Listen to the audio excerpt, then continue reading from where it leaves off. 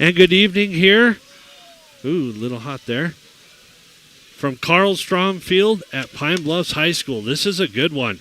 We have in Class 1A 9-man CWAC Game of the Week, number 1 ranked Pine Bluffs in the YO Coaches Media Poll, hosting the number 4 Lingle Fort Laramie Doggers. I'm Chris Jenkins, along with my partner, Garrett Bartell. How's Gary it going? Bartell. There you go. Yeah, I tell you what, Chris, this is going to be an exciting game tonight. This is a game that certainly has playoff implications for the number 1 seed in the East Side. And this is a matchup I know a lot of people have been looking forward to. Pine Bluffs coming in at 6-0, and Lingle Fort Laramie coming at 5-1, both undefeated in conference. And I think we got a fun one on our hands tonight. We do. Lots of action to finish out the last 2 weeks of the football action here for 1A 9-man. Of course, we were talking as we were coming here. So we look on the east side. Pine Bluffs is at number 1. They're 6-0 overall, 3-0 in the conference. Lingle Fort Laramie 5-1 overall, 2-0 in the conference. So this game will loom large for those standings there. Also, number 3 Saratoga 5-2 overall, 3-1 in the conference. And then Wright sitting at 1-2, 3-4 in the conference, and right behind them is Lusk. 1-3 in the conference, 1-6 overall. So lots of exciting things coming to finish out the 2025 football season here for our local teams. What do you say we take a break, Garrett? We'll come back and we'll do starting lineups right after this. Your farm or ranch is unique. Your insurance coverage should be too. I'm Kyle Rafferty, and at J.G. Elliott Insurance Center, we provide coverage for everything you work hard for day in and day out. We tailor coverages to meet the needs of your operation. Together, we can find the right policy to protect you from the unexpected. Give me a call at 532-2147 or drop by my office here in Torrington. J.G. Elliott Insurance, a Platte Valley company.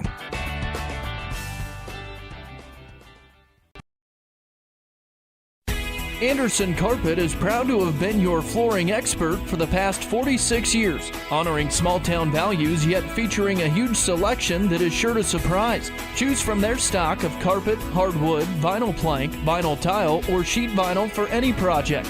And they have the experts on hand to install them all, giving you a look you'll love for years to come. Stop in and visit today. Open Monday through Friday, 8 to 5, and Saturday from 9 to 1. Anderson Carpet in Lingle. This is Wade Brew, Market President with Pinnacle Bank. Pinnacle Bank has been serving the lending needs of farmers, ranchers, and commercial business owners of the Wyobraska area, where we've called home for over 100 years. Let us put our resources to work for you with local decision-making from a family-owned bank. Give us a call or visit us at www.wypinnbank.com. Pinnacle Bank, Torrington and Mitchell, the way banking should be. Member FDIC. Back here at Pine Bluffs High School, Chris Jenkins, Garen Bartle, along with you.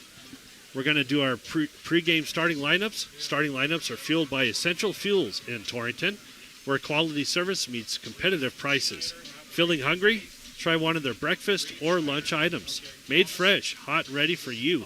Essential Fuels, your essential stop in Torrington. And with our starting lineups, we'll send it over to Garrett Bartle. Thanks, Chris. So we'll start off here with the visiting Lingle Fort Laramie Doggers. Like we said earlier, they're ranked number 4 in the state in 1A. Starting with the offensive line at right guard, we got Coulter McFarland. At center, we got D'Angelo Gain. Right guard, we have Lincoln Speckner. At receiver, we have Anthony Arnish, Caleb Smith, Nathan Lara, and Braden Poston. At running back, we have Colt Brown. And at quarterback, we have Brady Cook, and they're coached by Brandon Gifford. All right, Garrett, I think they're going to start the national anthem. We'll come back and do the starting lineups right after this.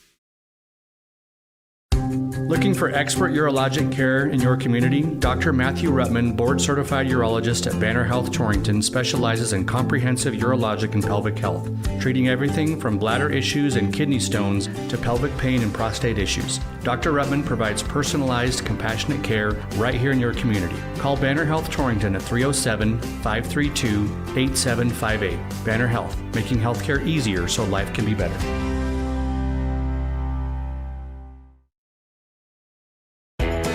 Bear Mountain Beef is your go-to for all of your USDA beef, hog, lamb, and goat processing. Located in Hot Springs, they're the premier USDA processor in the area. Give them a call today to book your next appointment, 307-338-2751, or visit their website, bearmountainbeef.com, 338-2751. Bear Mountain Beef, a cut above the rest.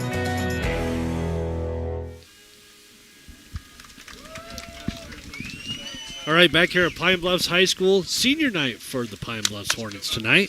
Let's send it back to Garen Bartle to finish off our starting lineups. All right, thanks, Chris. We'll come over now to the home team, the Pine Bluffs Hornets. Like you had said earlier, their current record is 6-0. They're ranked first place in 1A 9-man. We're going to start off with the offensive line. At left guard, we got Joey Morin. At center, we have Thomas Riefschneider. And at right guard, we have Cameron Jessen. At the receiver positions, we have Nemo Wallingbull, number 11, Colby Lerwick, number 6, Cade Fornstrom, and number 2, Eli Curry. At running back, we have Gabe Federer, and at quarterback, we have Karsten Freeberg, and they are coached by Will Gray. All right, we got the officials for tonight, too. Referee Lane Buchanan, umpire Asa Hutchinson. Line judge will be Todd Pearson. Asa Hutchinson will also be the linesman, and the back judge will be Zach Gunter. That pretty much sets it up for kickoff here. They're still doing the starting lineup, so we're going to go ahead and take another break here, and we should get started here for our CY Game of the Week. Pine Bluffs Hornets hosting the Lingle Fort Laramie Doggers. We'll be right back after this.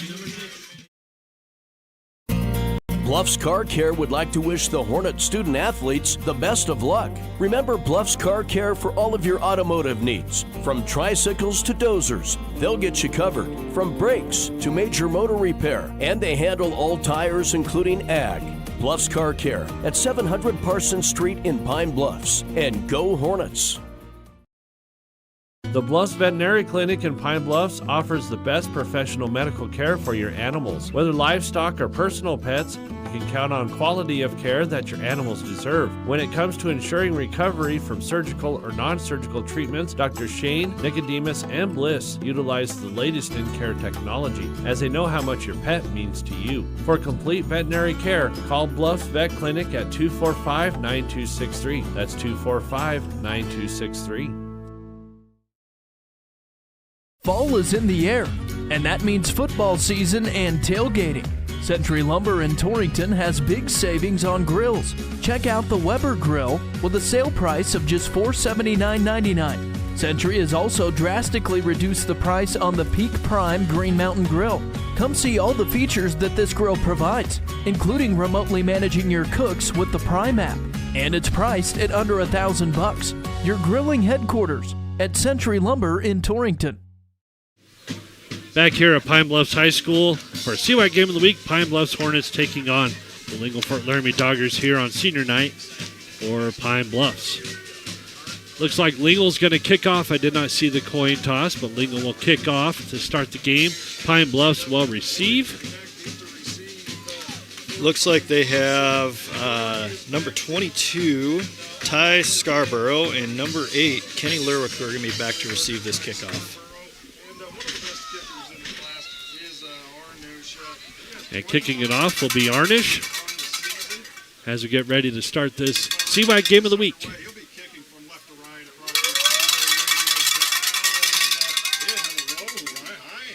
And that goes right in the end zone for a touchback. That was a beautiful kick by Arnish to kick it right into the end zone. Arnish is known for his big leg. He's a guy who he kicks a lot of touchbacks here, and he's also a weapon. You know, say if Lingle needs to set up for a long field goal, he's a guy, he's proven he can make them. So Hornets come to the line.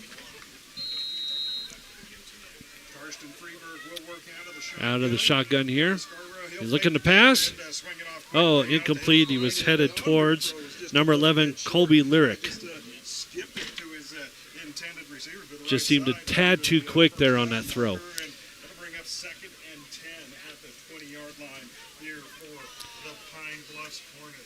As Pines in a huddle, we'll go to 2nd and 10.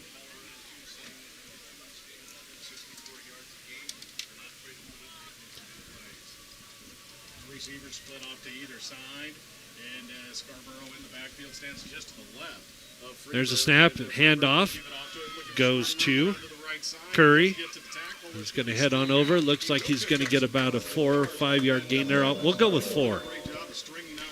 That was a good little run there. It looked like Lingle was going to have him bottled up there, right at the line of scrimmage, and he ended up working out, get about 3-4 yard gain.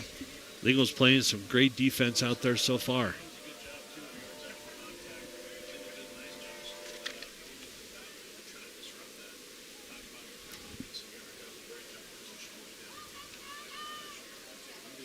Back of the gun, Freeberg is back to throw. He throws incomplete once again to Colby Lyric. That'll bring up 4th down and 7. And it looks like Pine will kick it away. Quick 3 and out for the Lingle Fort Laramie defense. It's a great start for them. Well, we knew coming into this game, both teams have great defenses coming into this. They know how to stop other teams. And that's, like you said, that's a good start because this Pine Bluffs offense is very, very good.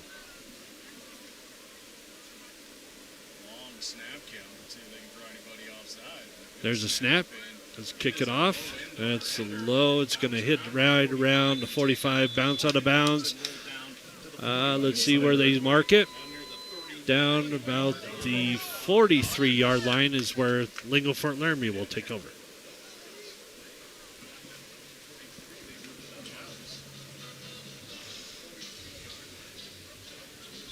Lingle Fort Laramie has been a team that's known to run it quite a bit, so we'll see if they started off with a run.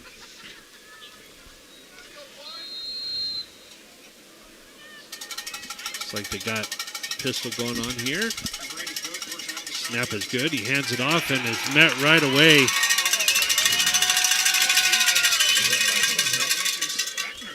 Did not see the number on that one. It was a great job by the end there for Pine Bluffs. He was able to get off the block right away, and he met the running back right there at the line of gain. I'm going to guess that was Lyra since it was on the left side there. Numbers are kind of hard to see. Speckner? Yep.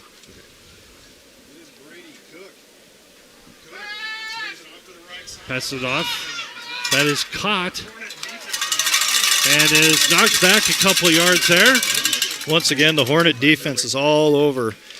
Lingle Fort Laramie tried a quick pass there, tried to catch him off guard, and Pine Bluffs, they were ready for it. They weren't. Anthony Arnish was going to be about a loss of 3 or 4 yards on the play. Yep, they're going to give him a loss of 2 there. It'll be 3rd down and 12.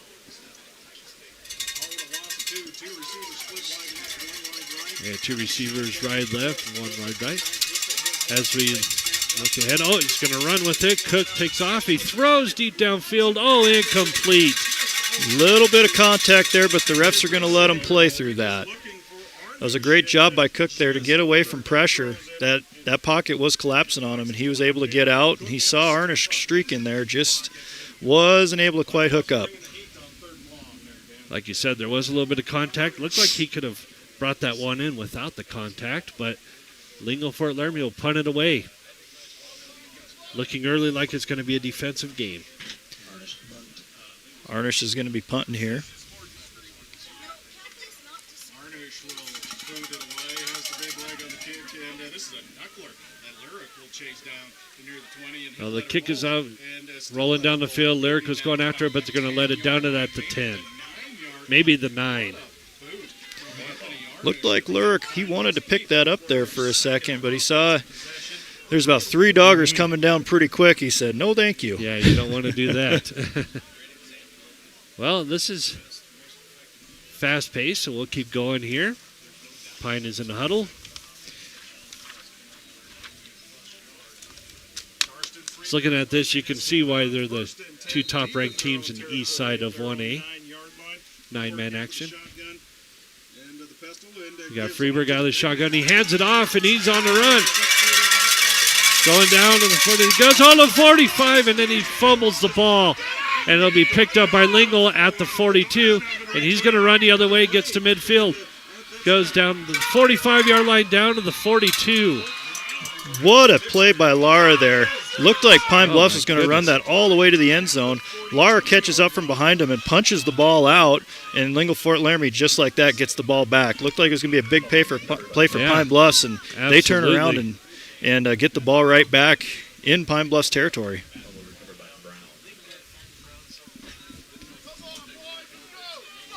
Well, we'll see what Lingle does after the turnover. Turnovers loom large in games like this. And it's a direct snap to Colt Brown, and he will be stopped, maybe at a 1 yard loss there.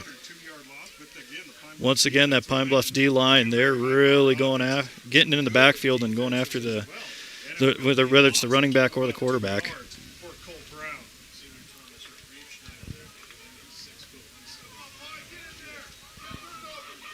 Lingle goes back to line here. Back in the shotgun. And he hands it off to Brown. He goes up in the middle and gain about 2 yards on the play. Back to the original line of scrimmage, maybe a little bit over. 3rd and long here. Pine Bluffs looks like their defense is responding after a turnover there. Let's see what Lingle Fort Laramie can do here in 3rd and long. Well, you want to get some yards because Arnish has a leg, and he could definitely kick a field goal if they get about 10 more yards, I would say. Yeah. Let's see, back in the shotgun. Cook waits. Snap is good. He takes it off, throws it short.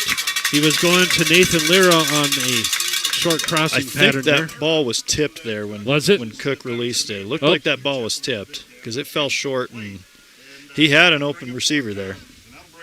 Well, that's 4th and 10. And Arnish is going to punt it away. Good stand by the Pine Bluffs defense there. Kick is up, and that's a deep kick, and it's going to hit towards the out-of-bounds line, probably around, I'm going to say around the 6-yard line. Lingle Fort Laramie certainly winning the field position game right now. That's 2 punts now inside of the 20 for Arnish.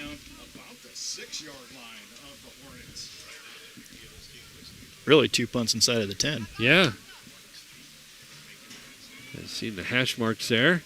They are going to have it at the 5-yard line. My eyes were deceiving me there a little bit on that side of the field. I can't see the numbers real well. Carson Freeberg back in the shotgun. He goes back to throw. He gets his receiver. That is number 6, Kate Fortune. Oh, he dropped the ball at the end there. So an incomplete pass. Looked like he had it there for a second. It popped out.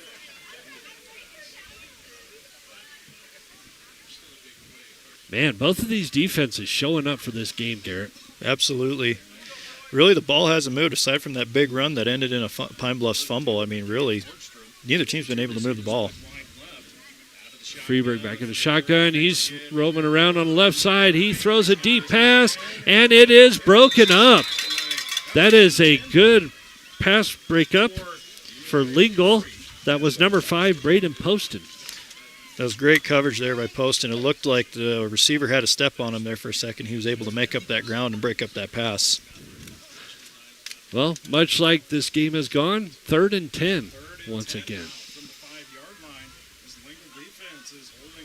Both Lingle Fort Laramie and Pine Bluffs, their offenses have not been able to gain yards on 1st and 2nd down, and these 3rd and long situations have really favored the defense. Freeberg back in the shotgun. He's back to throw. He throws, and it's caught. And that is taken down. Looks like he might have enough for the first down. That was Eli Curry. Looks like Lerwick. Lyric? Mm-hmm. Nice answer on 3rd and long. We were just saying there that the defenses have been getting these offenses in 3rd and long and been able to flip the script, and Pine Bluffs answers there. With a big conversion. First time moving the chains here on this drive for Pine Bluffs. 1st and 10 at the 16, and he will hand it off to, looks like he's got Federer. Or nope. Looks like about a 16-yard gain there on that run. That guard came pulling around, and once he sealed that off, there was nobody there. That was number 2, Ty Scarborough on the run.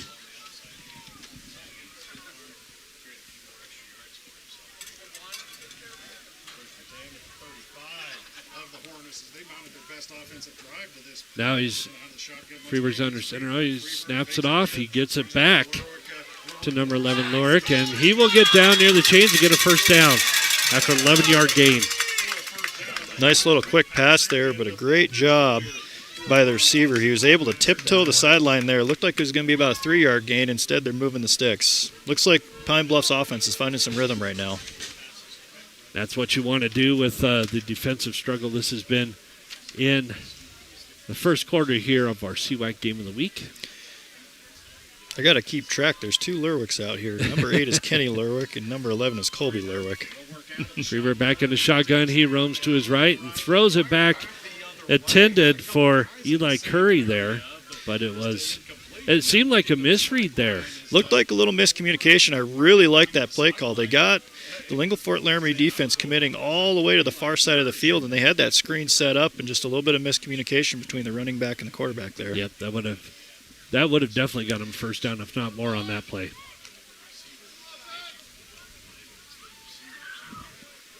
A 2nd and 10 on the 46-yard line. 2nd and 10 at the 45 of the Hornets. Freeburg hands it off this time, going straight up the middle for a 7-yard gain. Once again. Nice, powerful run by Scarborough there. Looked like Lingle Fort Laramie was going to have him bottled up at the line, and he's running hard. He just picked up an extra 4 yards there after contact.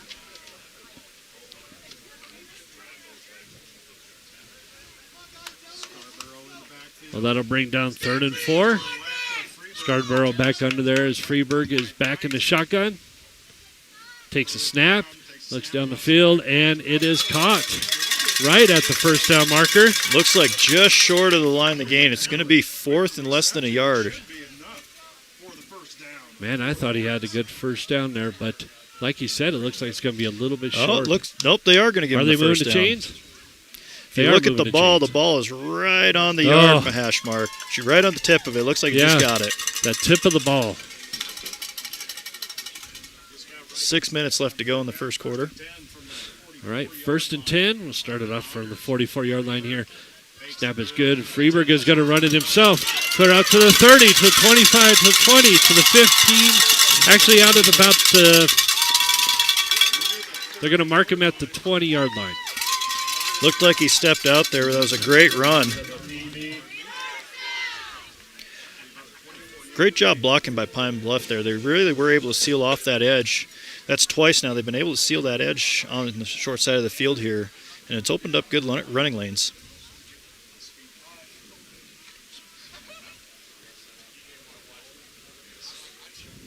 Once again, Freeburg from the shotgun. And he takes a snap, hands it right off to Scarborough. He's going to run it. He's got it. Blockers in there. He's got it. Touchdown, Pine Bluff. Another great job blocking by this Pine Bluffs offensive line. He didn't get touched till he was at the goal line. That was a 20-yard run from Scarborough. Pine Bluffs takes the early lead here with 5:40 left to go in the first. At 6-0, and they're trying for the PAT. That was a 95-yard touchdown drive for Pine Bluffs. And the extra point will be kicked by Carter Perlinski. Oh, the snap is bobbled, and it's still on the ground. Lingle's running for it.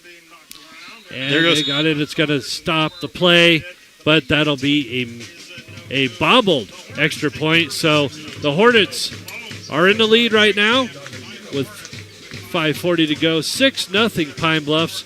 We'll be right back right after this. Seasons change, so do our banking needs. At Points West Community Bank, we have the experienced staff to help you year-round. From planting in the spring, growing in the summer, and harvest in the fall, we have you covered. Our local ag officers specialize in the agricultural needs of our community and take the time to learn your individual operation one-on-one. Stop in and see us today to meet with our ag lenders to discuss your seasonal and year-round operating needs. We look forward to seeing you. Points West Community Bank, a new direction in banking. Equal housing lender, member FDIC. Points West Bank in Pine Bluffs, 205 West 2nd Street. Call 245-3900. Whether you love them or can't stand them, surprises are a part of life. I'm Ryan Young, your Torrington Edward Jones financial advisor, and I can help you get ready for whatever life throws at you. As your needs change, we can change what you need to do to help you end up where you want to be. And while there is never a good time to experience unexpected costs, we can work together to help make them feel a little less unexpected. Stop by our office on Main Street in Torrington or visit edwardjones.com to get started today. Edward Jones, member SIPC. Back here at Pine Bluffs High School, 6-0. Pine Bluffs with 5:40 to go in the first quarter. Great drive there. 95-yard drive from the Pine Bluffs Hornets on that. That was a great answer because first drive they go 3 and out, second drive they lose the ball on the fumble. Looked like this was going to be another 3 and out. They pick up a big long one, and there we go. And the kick was a short one, but it goes over towards the 20-yard line. Lingle picks it up, drives it to about the 27-yard line.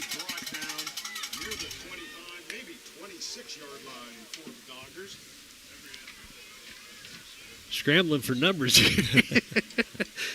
It's my first game, so first game play-by-play. I'm here with Garrett Bartle, who's helping me along with this. Be interesting to see what Lingle Fort Laramie can do here. The last 2 drives looks like they really haven't been able to get in a good position, especially on third down like they want to. Let's see how they do on first and second down. Well, Lingle Fort Laramie, traditionally a running team, as they are in the shotgun. Oh, it's a direct snap. It'll go a couple of yards. Oh, might be a fumble on the play as well, but looks like Lingle picked it up. Looks like they're going a little wildcat there with a direct snap to Speckner. Picks up 4 yards.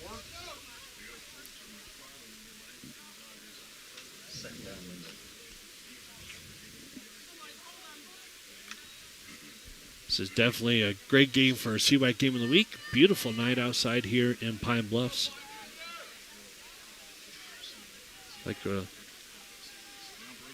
Snap will go to Brady Cook. He's going to drop back to pass this time. Throws it down. It's intercepted. Intercepted from Pine Bluffs. And he is running it down. Oh, what a block there. To give him extra yards, he gets down to the 21-yard line. Got to give hats off to the Pine Bluffs defender there. It looked like Brady Cook had his guy on that post route, made up ground in the last second, was able to pick that ball off. Nice. Pine Bluffs now in position to take a 2-score lead. Nice interception by the senior Nemo Wallingbull. That was a great play. Yeah. Looked like Lingle was going to have him. Well, that's a big mistake there for Lingle as Pine Bluffs will take the snap. Freeberg is back to pass. He throws, and it's caught by Scarborough. He gets down to, I guess it'll be a first down at the, man, it's hard to see those looks hash like marks about down there. 5-yard line. 15-yard gain on that play.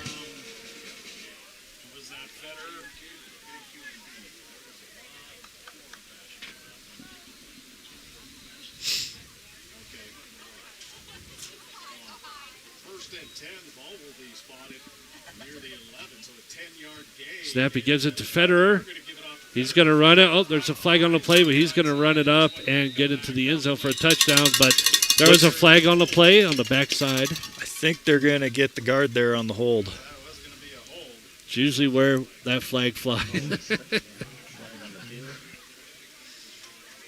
So Federer back in the game after I switch it over to Scarborough on my play sheet here.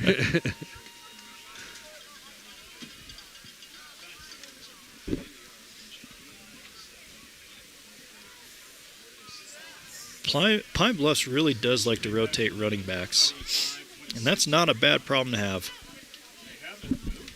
No, definitely not. They just moved, so they just set it. Well, the ball's going to be spotted down at the 16. So now they move it back to the 16-yard line. Point of contact, those spot fouls. So it'll be First and 10 at the 16. first and 10. 4:32 in the first. Freeburg is back. He's going to short pass it. He's going to get down. He breaks a tackle. That was Cade Fornstrom, and he'll be down to the 2, looks like. Looks like he lost his footing. He broke that tackle, but he was not able to regain his balance. Yeah, I thought that was 6 right there. Completion. This Pine Bluffs offense, it looks like they've really settled in now. They're finding a rhythm. They're creating open lanes. They're finding open receivers. Freeburg hands it off to Scarborough, who goes ahead and gets a couple of yards there on the play. Bring up third down.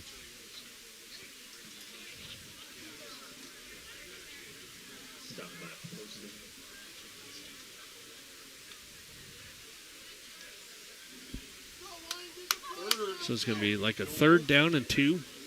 There, it looks like 3rd and goal from the 2 or 3 yard line. Freeburg back, Scarborough by him. Oh, passes it, touchdown, Pine Bluffs.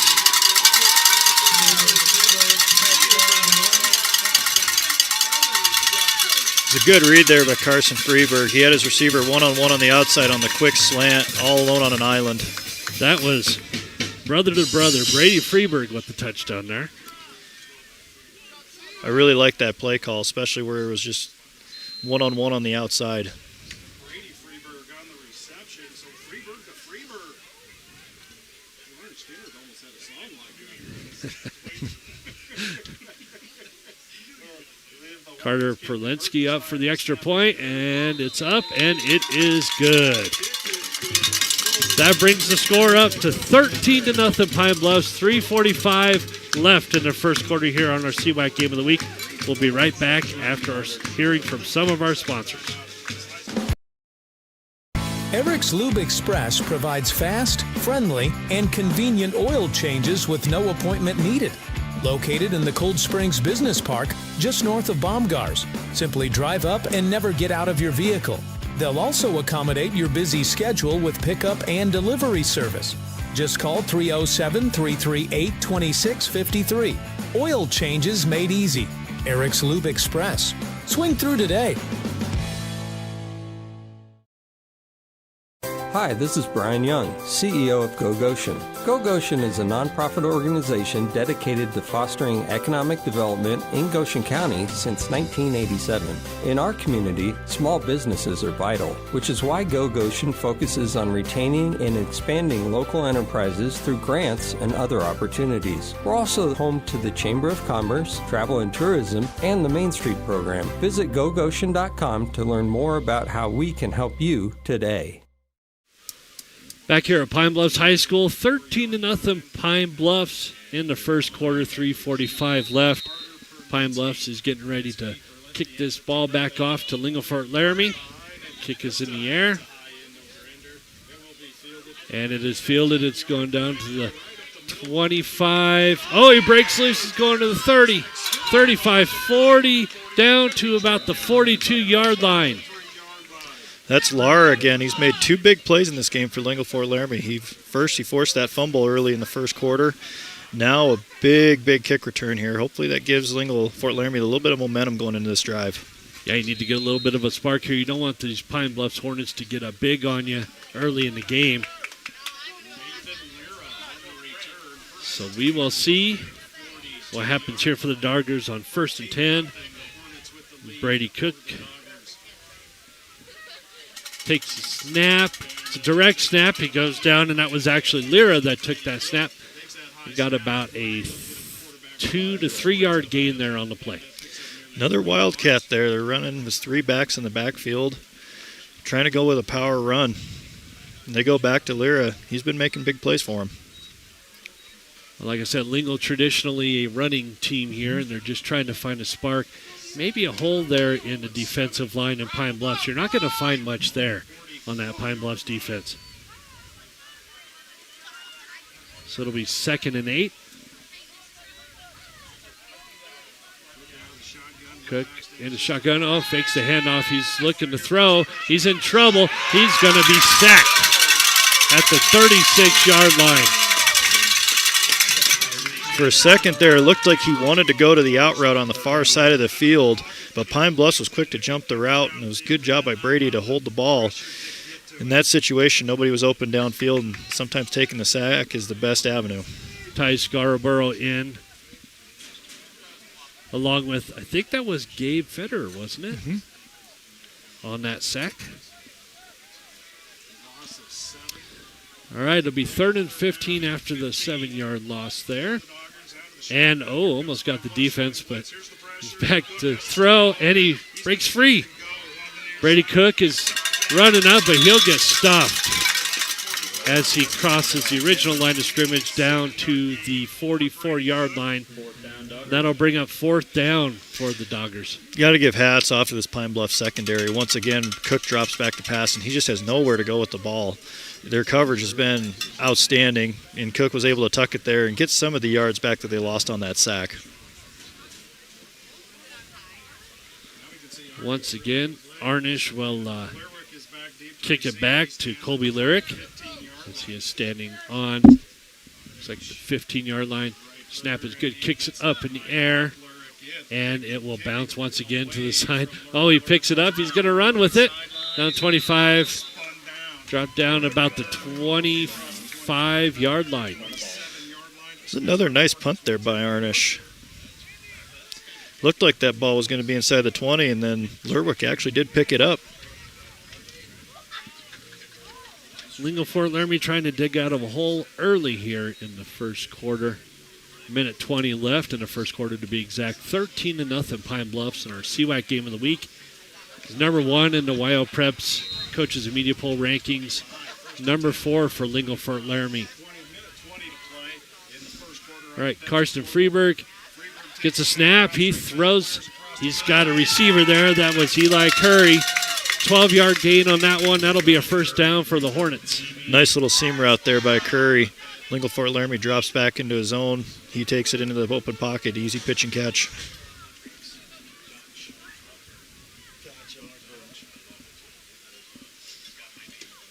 Pine has kind of surprised me here with more of a passing instead of a running plays like we're used to seeing out of the Hornets, but they must know something on the Lingle Fort Laramie side of the defense.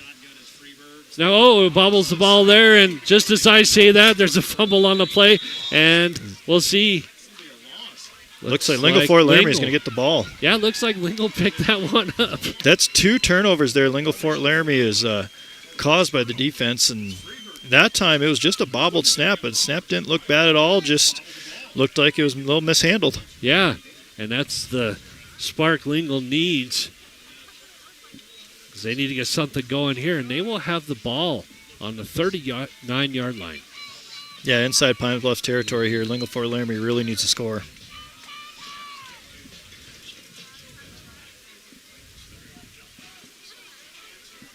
Got posted and Lyra next to Brady Cook as they wait the snap. Looks more like a Wildcat once again. It's a direct snap, and swarmed under, but he got away and gets maybe a yard gain on that play. And that was actually a nice run by Arnish there. Arnish made a lot out of nothing there. That was a really hard earned 1 yard run. Yeah, I misread the number. I thought somebody else's in there, but Arnish was in a running back position there. Of course, I guess that's what happens when you can flip either position. The Pine Bluffs defensive line is really establishing themselves right now. Well, we'll see if they get this off before the end of the quarter. Brady Cook ready for it. All alone in the shotgun. Cook's looking to throw, and incomplete, but it was almost intercepted by Pine Bluffs there. They actually had Arnish there dropping back to pass. And they moved Cook out to the slot. Karsten Freeberg almost intercepted that ball. That'll bring us to the end of the first quarter. It is 13-0 Pine Bluffs in our CWAC game of the week. We'll be right back with the second quarter. Whether you're a Wyoming Cowboy fan or a Trailblazer, Lancer, Dogger, or Cyclone, Heartland Embroidery has the apparel and accessories you need to show your school colors. Stop in the store on Main Street in Torrington and take a look for yourself. From jackets and t-shirts to everyday gear and accessories, we promise you'll find something for the whole family. With new items always coming into the store, you'll always find that perfect item to show off your school spirit. Only at Heartland Embroidery, downtown Torrington. Most homeowners would be surprised to know how much energy their home uses. We at High West Energy, your touch-tone energy cooperative, have many ideas that you can do to increase energy efficiency. Log on to highwestenergy.com to see the many products we offer. There is something all of us can and should do to help. The employees and directors of High West Energy are always looking out for you and are proud to support our area athletes. High West Energy, your touch-tone energy cooperative.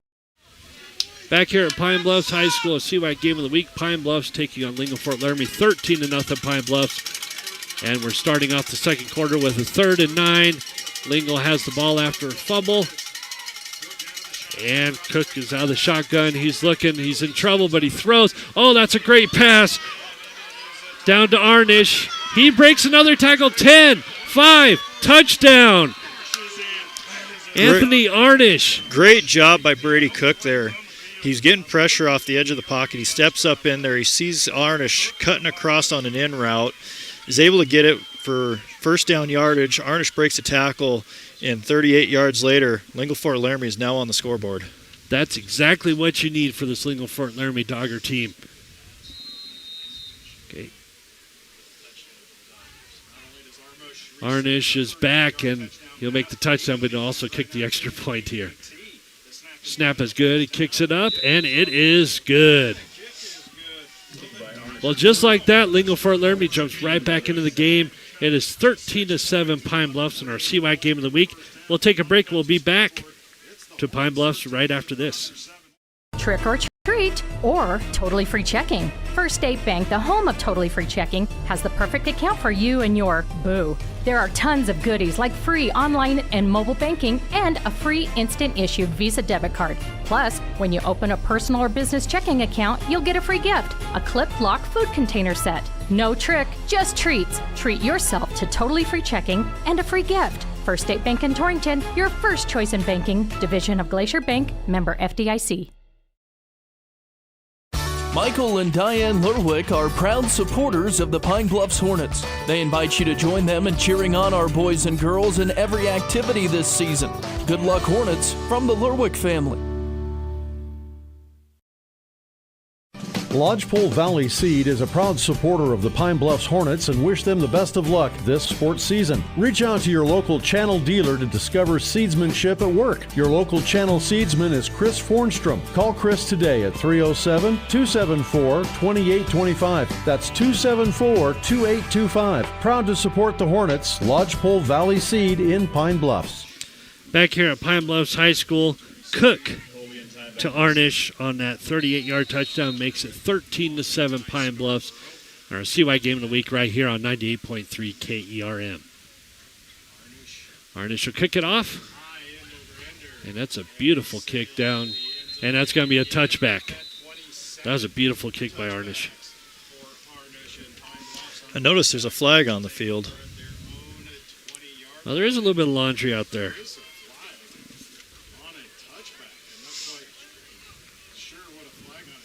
Got to go back to that touchdown there by Lingle Fort Laramie. That was a big answer for them. They really needed it. They needed a shot of energy.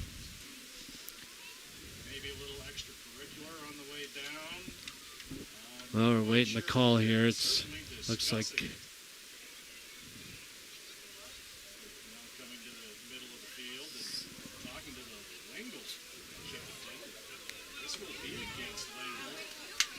personal foul.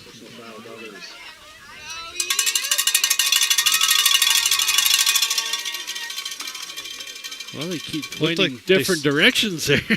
They said initially on Lingle, but it looks like this is actually going to be on Pine Bluffs. That's what I was thinking. And this is after the play. We'll see if they change that.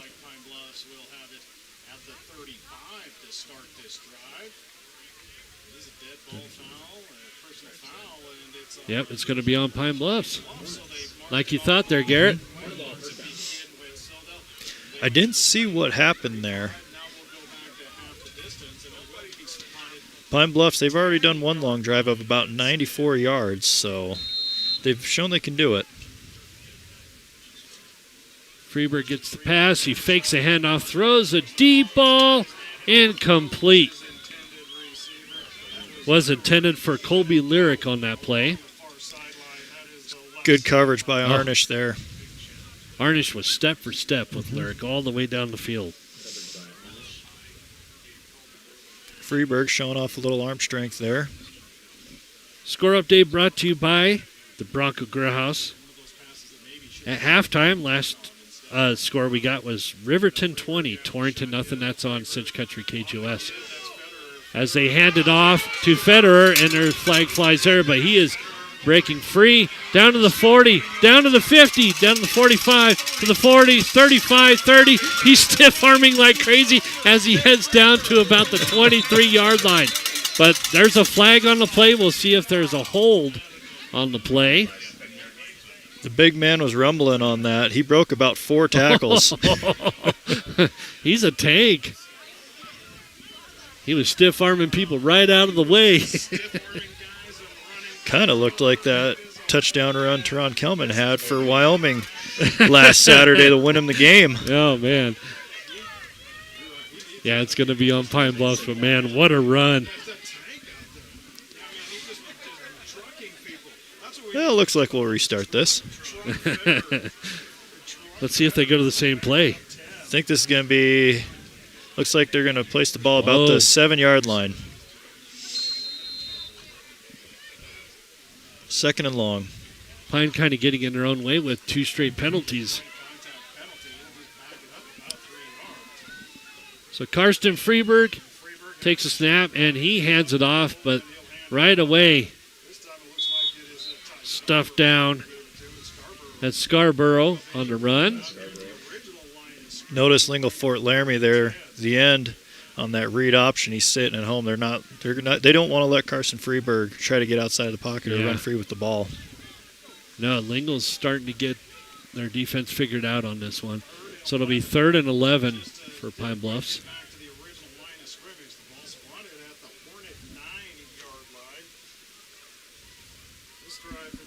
We'll see what they do here. I'm guessing pass.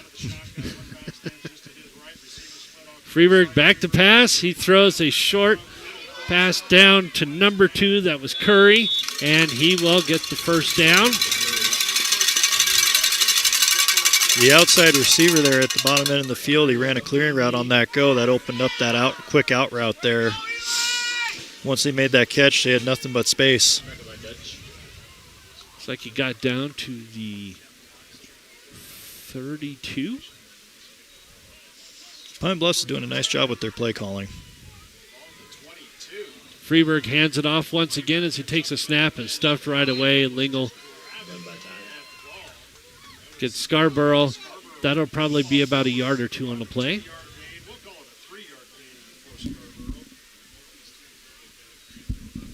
That'll bring up 2nd down.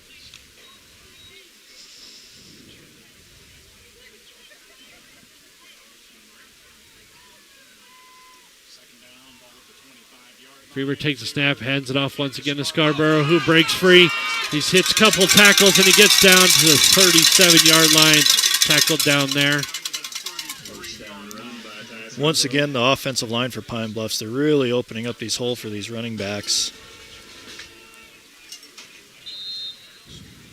Well, I'll tell you, Garrett, this is starting to look more like the Pine Bluffs team I'm used to.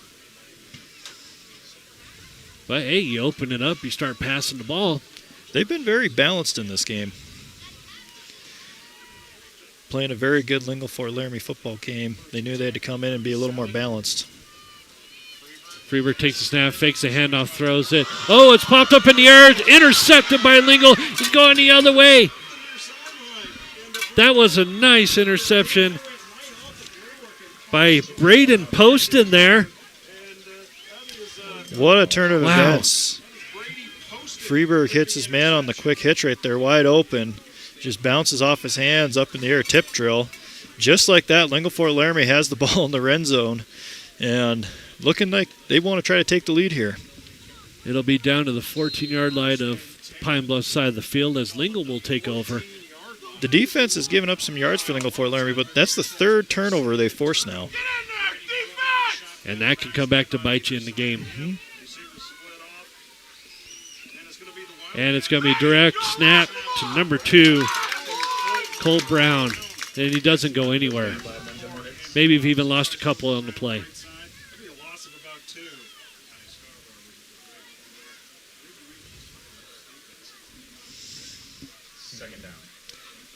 Man, just as Pine Bluff's driving it down the field, Lingle finds a way to take the ball away. Once again, on that last play, this defensive line of Pine Bluff's got another really good push.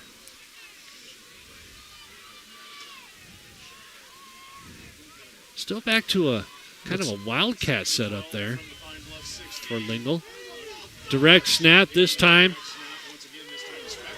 It goes down to Spechner, and Spechner, maybe gain a yard there. That setup there kind of remind me of the old single wing Lingle Fort Laramie used to run back in the day. Except bringing the split end out in tight. He's more out on the far side of the field to try to spread it out a little bit. Now you got 3rd down and 12. A great leg on Arnish. They kind of have options to either run the ball or pass, whichever one they decide to do on this play. They're going trips to the short side here. And it is snapped to Cook. Cook is in trouble and goes down. Takes a hard hit. That was number 45, Thomas Reifschneider, on that sack. Brady Cook, he dropped back, and he really did not have a lot of time there. Looks like they're going to kick the field goal here. Arnish has a big leg, and he's easily made from this distance before. Arnish is on for the field goal. It will be spawned at the 30-yard line. 47-yard. Snap is good, Arnish. Oh, the kick is blocked. And Pine Bluff picks it up to the 35-yard line. Oh, man. Once again, the Pine Bluff line, they really have been just dominating the line of scrimmage all night. And they get a really good push there. I mean, really, it was a clean snap, clean kick. They just got a really good push and get the block. You really got to tip your hat to this Pine Bluff's offensive and defensive line. They're very stout. That's 3 turnovers Lingle Fort Laramie's forced, but they've only been able to cash in on 1. Going to have 1st and 10 here with Freeburg. Looks like Scarborough in the backfield along with him. Freeburg takes snap, hands it off to Scarborough, who will, I don't even think he got the line of scrimmage and is tackled right away. Great job by the end there on that far side to stretch that play. Really gave the Pine Bluffs running back nowhere to go on that play. I noticed they ran a quick motion on the bottom side of the field here, like they were looking to do maybe a little RPO, something to keep an eye out for. Well, we were tipping the hat to the Pine Bluffs line. How about the Lingle Fort Laramie Dogger defense? Get an answer there. Freeburg in the shotgun. Scarborough right next to him. Once again, he hands it off to Scarborough again, and Scarborough goes up for a couple of yards and is knocked backwards.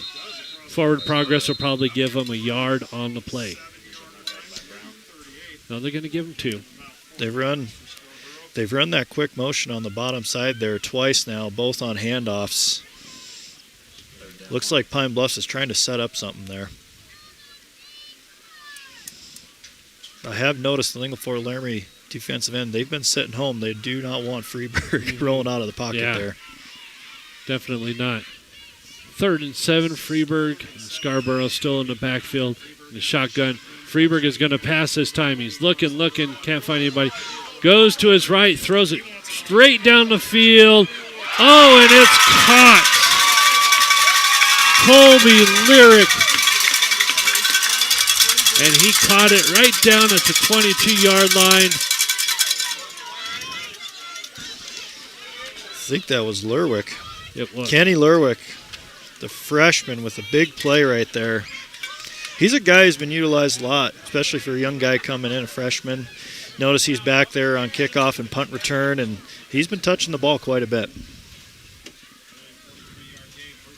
Well, now it's 1st and 10, 20-yard line. Freeburg back. Scarborough hands it right off again. Scarborough straight on. He's going to get tackled down at the, I'm going to guess the 4-yard line there.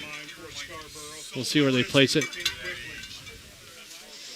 Like I said, once it gets down to that field, it's hard to see the hash mark. 7 is what it looks like. Looked like Lingle Fort Laramie had him stopped 2 plays ago. Pine Bluffs, those 3rd and longs again, they've been able to cash in on them. Now they're down inside the red zone. And a whistle here.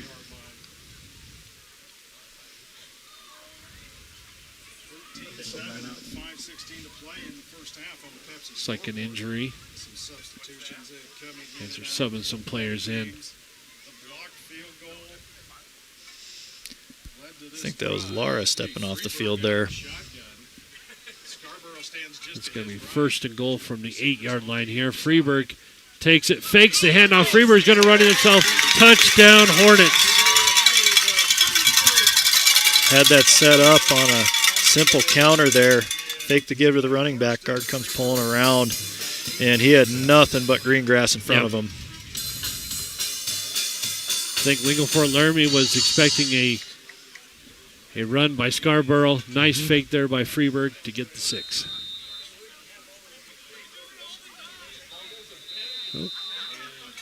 Got to call timeout here on the field. We're going to take a 30-second timeout ourselves. 5:08 left in the second quarter. It is 19-7 Pine Bluffs. We'll be right back after this 30-second timeout. Looking for great prices and special offers on top quality parts and accessories? You'll find them at Pine Bluffs Napa Auto Parts. Whether you're looking for batteries, wipers, belts, or hoses, visit Pine Bluffs Napa Auto Parts on 8th Street or go to napaonline.com. You can reserve the parts that you need for your garage project. There are also winter deals on batteries when you stop in at Pine Bluffs Napa. Get the good stuff at Pine Bluffs Napa. Back here at Pine Bluffs High School, Chris Jenkins, Garrett Bart along with you for our CWAC Game of the Week. 19-7 after an 8-yard Freeburg run in. Extra point upcoming here. CWAC Game of the Week on 98.3 KERM.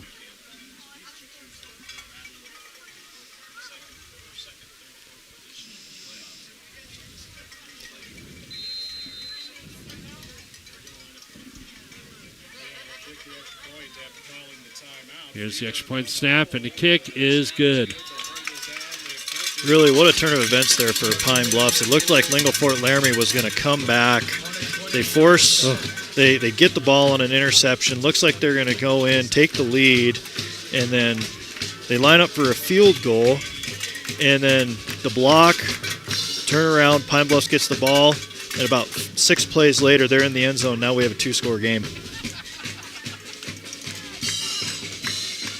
Well, just when it looks like Lingle has a spark and is playing great defense, Pine Bluffs just finds a way.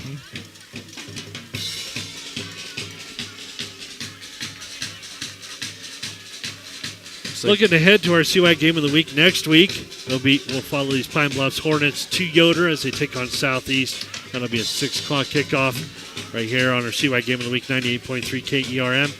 And then Torrington will host Douglas on their senior night. Kickoff at 6 p.m. on 99.9 Country KGOS. And yes, that'll be back on our YouTube channel, KGOS Sports.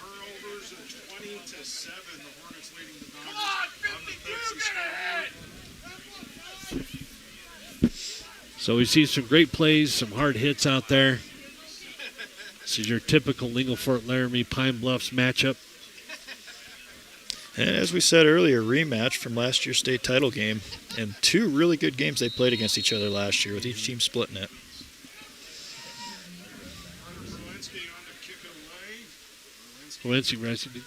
Borensky ready to kick, and it's fielded. And he's going to run it up and track down right away at the 29-yard line. Let's see what Lingle Fort Laramie has to answer here. Down 2 scores. they've been in this position earlier in the game. They'll come back and bring it back to a one-score game.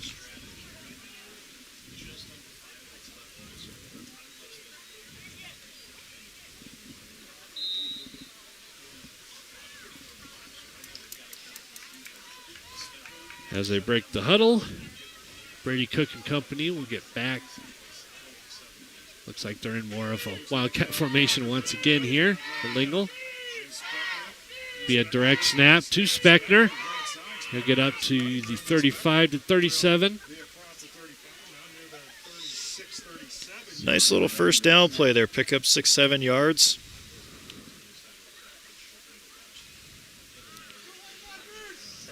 Second 4, 2nd and 5. That's a really good spot. They've got a lot of options in their playbook here. Well, that was a really good run to set up 2nd and 3. 4:30 left in the half. Lingle looking to do something to get some more points on the board before halftime.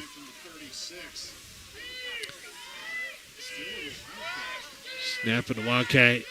Direct snap and a couple yards on the play. That looks like Brown there on that run. Lingle Fort Laramie, they've been setting up in that Wildcat quite a bit.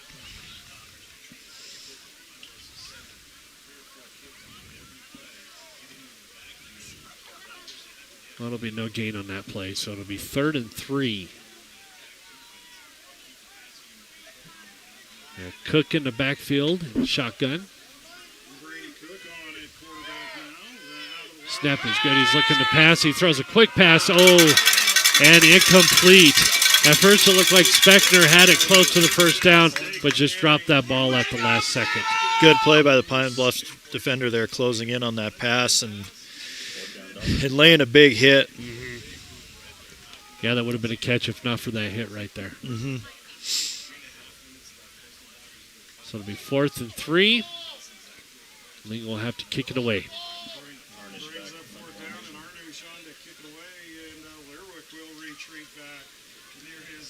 Lyric awaiting the kick, and he's moving up, and he catches it about the 36-yard line. Gets to midfield, down to 45, 40, down to about the 39-yard line. That's going to be good field position for the Hornets. We talked about Lerwick earlier in this game. He's been making some big plays and a nice big return there. Giving Pine Bluffs a short field with 3:20 left to go before halftime. I think they really want to go in with a 3-score lead. Well, and that's when you get into third quarter trying to run down the clock, and we'll see what the Lingle defense can do here. As Freeberg is in the shotgun, gives it back to Scarborough, gets it up to about 3 or 4 yards. Colt Brown meets him in there and drives him back. Well, good thing Colt Brown was there because Scarborough could have broke free. So it'll be, they give him 2, it'll be 2nd and 8. Once again, Freeberg in the shotgun. Scarborough to his right. Snap, hands it off to Scarborough, who goes straight up, and now he's going to the left side. He is going to break free. Down to 5, touchdown. Scarborough. 38-yard touchdown run there. And once again, we've been talking about this Pine Bluffs offense and defensive line all night so far. Gave him a big hole. Pretty much went in there untouched. Got to give credit where credit is due. That offensive line, they are playing great for Pine Bluffs right now. Absolutely.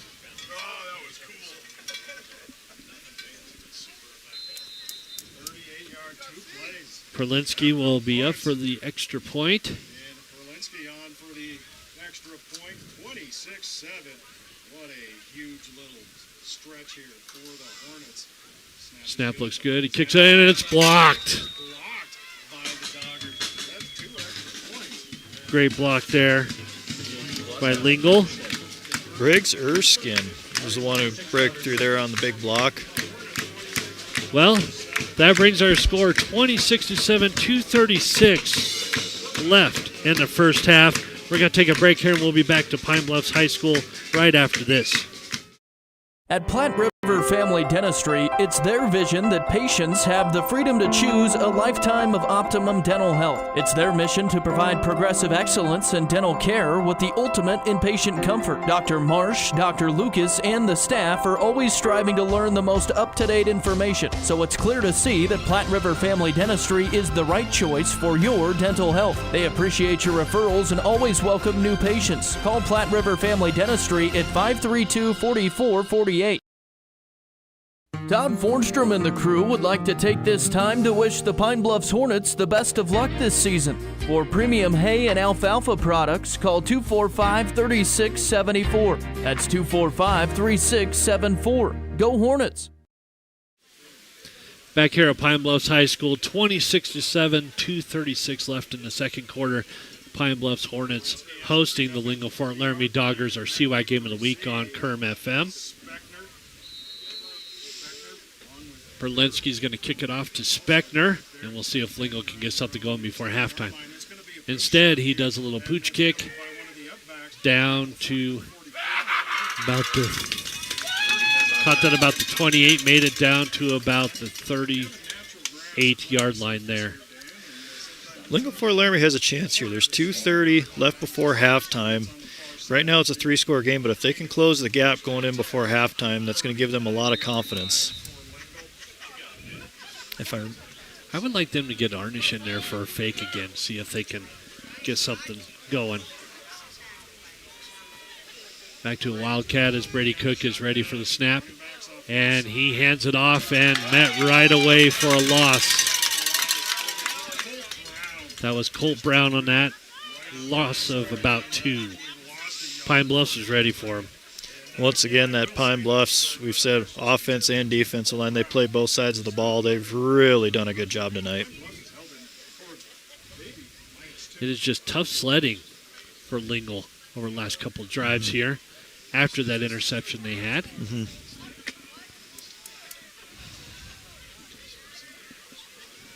Well, they'll give them a loss of 1. It'll be 2nd and 11.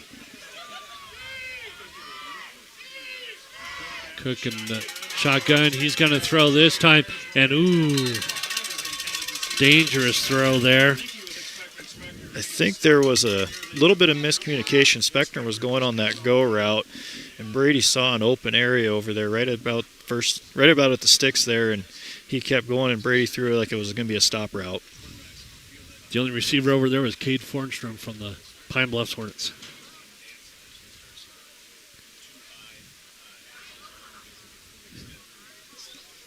Now you got a 3rd and 11, 1:45 left.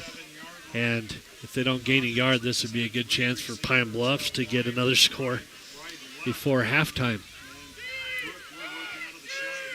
Cook in the shotgun is looking to throw, and he gets a pass completed. And down, first down there at midfield. Once again, Lara again. He's been making big plays for this Lingle Fort Laramie team. I think that's about the 4th or 5th one yet tonight. Maybe you start looking more towards Lyra as we move on. Had that big strip earlier in the game. Had that big kick return, and now a really clutch first down catch. Brady Cook back. He takes a snap. He's looking to throw again. And a drop. It was right in his hands. That was, again, Lyra on the play. That was a good ball there, too. Oh, man. That would have been a first down once again. You could see he knew it. They must have heard me. I said they should go to Lyra again. All right. 2nd and 10. Brady Cook once again back in the backfield in the shotgun. Takes a snap, looking to throw again. Throws a short pass down, and he will get maybe a yard on the play. That was caught by Colt Brown. Did a great job by Cameron Jessen closing in on that. It looked like Colt Brown was going to get him around the corner. And Cameron Jessen showing some wheels there to bring down Colt, because if he doesn't bring him down, that was probably going to be about a 20, 30-yard gain.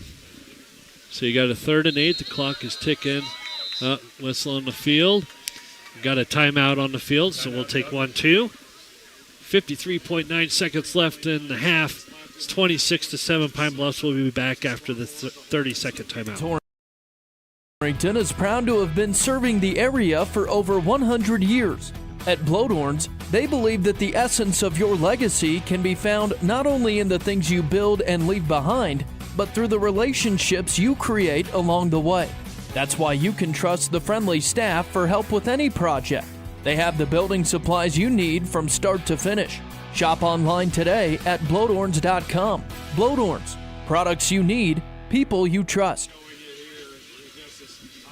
Back here at Pine Bluffs High School, 26-7 Pine Bluffs on our CY Game of the Week, taking on Lingle Fort Laramie, 53.9 seconds left. The Bronco Grillhouse score update. At the end of the third, Riverton is up over Torrington 20-0. Score updates brought to you by the Bronco Grillhouse. When you're in the mood for a really good hamburger, why not go where you'll get the best burger in town? The Bronco Grillhouse in Torrington. 3rd and 9 here. Cook takes the snap, looks down. Oh, it's almost intercepted once again.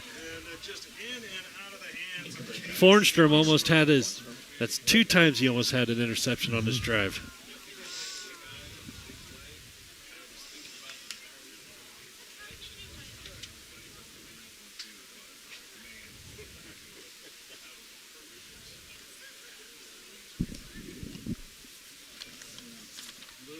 Looked like Cook was going to try to go to McFarland there on that crossing route.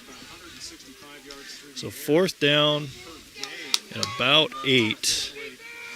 Lingle Fort Laramie's coming out. Look, they're going to run something. Well, you might as well do something. Wildcat formation once again. Got to get 8 yards for a first down. Oh, and a timeout called by Lingle.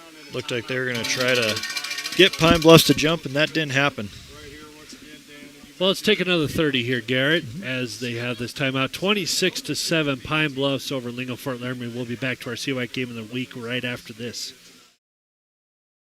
October is Fraud Awareness Month, a reminder to stay alert and protect your information. If you get a call, text, or email asking for your PIN, password, or account number, that's not your bank. At Platte Valley Bank, we'll never ask for sensitive information through text or email, and we'll never pressure you to act fast. If something feels off, hang up or delete it. Then call us directly. Staying safe from fraud is a team effort, and we're on your team. Platte Valley Bank, you belong here. Platte Valley Bank, member FDIC.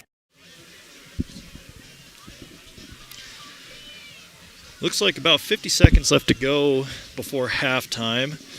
Score 26-7 here on the Clark & Associates scoreboard. Coming out of this timeout, Lingle Fort Laramie, they're still in a huddle. Wonder if they're going to come out, they're going to punt, or if they're going to try to run a play here before half. They're coming out. Looks like they're going to take a snap. Well, you might as well. I mean, there's 50 seconds left in the quarter. Worst you can do is give them the ball at midfield. Cook is going to take a deep throw down the field, and it's caught. What a play. That was a beautiful ball by Brady Cook there. Arnish was streaking down the field wide open. The safety did a great job closing in on that to defend that. But Brady Cook with a beautiful ball there. Well, now you get down to the field real quick. 35 seconds and ticking. They take the snap and stop the clock. Going to do a spike there. They're probably going to have to add some more time on that clock. See what the officials have to say. Right now, 31 seconds remaining. Looks like a second or two clocked off. Yep. 33 seconds. They're going to add about 2 seconds to the clock. Well, boy, that big pass there and that big catch that really set up Lingle Fort Laramie with a chance here. If they can close this into a two-score game going in before halftime, that's a big confidence boost they need. Absolutely. 33.3 seconds left. It's 2nd and 10. Cook takes a snap from the shotgun. He's looking down the field. He moves to his left, throws it. Oh, and it's incomplete. Looked like the ball was knocked out of his hands. 3rd and 10 now. 25 seconds left to go. That was intended for Lyra, with Fornstrom kind of stripping the ball out of his hands there. They're inside the red zone here. Ball at about the 17, 18-yard line. Let's see what Lingle has up their sleeve.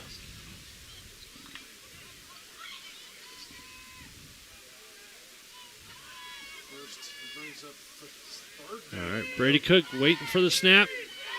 And he is, there's a defender right on him. He gives it to Brown. Brown gets away, but is tackled right away down at about the 11-yard line. We bring up 4th down.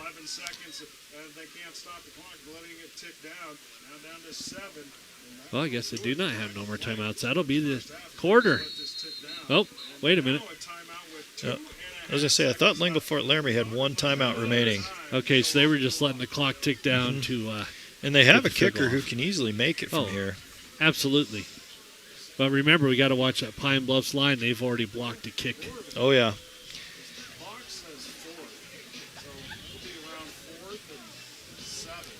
They can get this field goal here. They make it a 16-point game. That does bring it within a 2-score game with a touchdown, with 2 touchdowns and 2 2-point conversions. So they can bring this into a 2-point game here. Well, and this game's so important for playoff implications. Of course, Pine Bluff's undefeated. Lingle looking to get that one notch on Pine Bluff's record there. That would help them along as Grable, #1 on the other side of the state in the west, and nobody's touching them on the west side. So whoever can get the #1 seed on the east side, that really is going to set them up well here come playoff time for a trip to Laramie. And next week, Lingle-Fort Laramie plays Saratoga, so that's a big game as well. Arnish ready for the kick. Oh, another whistle. And looks like Pine Bluffs is going to try the kicker. Yep. Got another 30 seconds here before Lingle-Fort Laramie tries this kick. I think Arnish can make this. He's done this before. He's been in these situations. Oh, definitely. He's got a big leg. He's got the leg for it, for sure. Other games coming up this weekend as we got a chance here. Wyoming Cowboys taking on Air Force at the Air Force Academy there in Colorado Springs. That'll be a noon pregame show, 1:30 p.m. kickoff here on 98.3 KERM. Then the Denver Broncos back in action. And that's not going to be an easy game. They'll be hosting the New York Giants, who have a big defensive front. That'll be a noon pregame show, 2:05 kickoff, also on 98.3 KERM, coming up this weekend.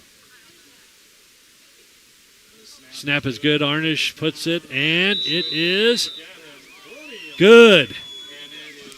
That was a big, big field goal right there. Brought this back within a 2-score game. And that will take us to the half. Score at the half. It's Pine Bluffs Hornets 26. Lingle-Fort Laramie 10. We'll take a break here at halftime. We'll be back and talk a little bit about what's happened in the first half right after this. Sadie's Cafe in Pine Bluffs wishes the Hornets the best of luck this season. And attention students, present your student ID when you come in and get 10% off your entree and drink. Try a cinnamon roll or one of their hearty soups. Sadie's Cafe, always supporting the Pine Bluffs Hornets and located at 515 West 5th in Pine Bluffs. Texas Trail Market in Pine Bluffs has all you'll need to feed the family. Shop today and find quality meat, fresh produce, and all of your frozen favorites. Be sure to check their website, texastrailmarket.com, for sales and online coupons. Texas Trail Market in Pine Bluffs, a proud sponsor of Pine Bluffs activities and proud to help you feed the family. The window of opportunity in farming is short. You need equipment that's ready when you are. That's why Titan Machinery Torrington offers a Case IH uptime inspection to keep you running strong. Our technicians perform rigorous multi-point inspections to find issues before they cost you time in the field. Right now, get 10% off your Case IH uptime services, up to $1,000 off qualifying repairs found during your inspection. Don't wait. Schedule your Case IH uptime inspection today at Titan Machinery Torrington. Torrington Vision Source is a proud radio sponsor of area athletes and the Wyoming Cowboys. We're your one source for your family's eye care needs. Eye exams, full-service optical, contact lenses, eye diseases and injuries, surgical co-management. We use the latest in technology, not only in diagnosing your problem, but also in the products to fix it. Our helpful and friendly staff is just a phone call or click away. 532-4114 or TorringtonVisionSource.com or like us on Facebook. Torrington Vision Source. Doctors Grant and Linda Jones, East M Street in Torrington. This is Al Maloney, General Manager at Transwest Ford, letting you know that our quick lane is open to serve you with no appointments necessary. Stop by and take advantage of the best value in the valley with the works starting at $69.95. Is life too busy? No problem. Ask our team about our pickup and delivery services. We service all makes and models. Stop by or call our team at 308-635-3701. Drive a little, save a lot at Transwest Ford of Scotts Bluff.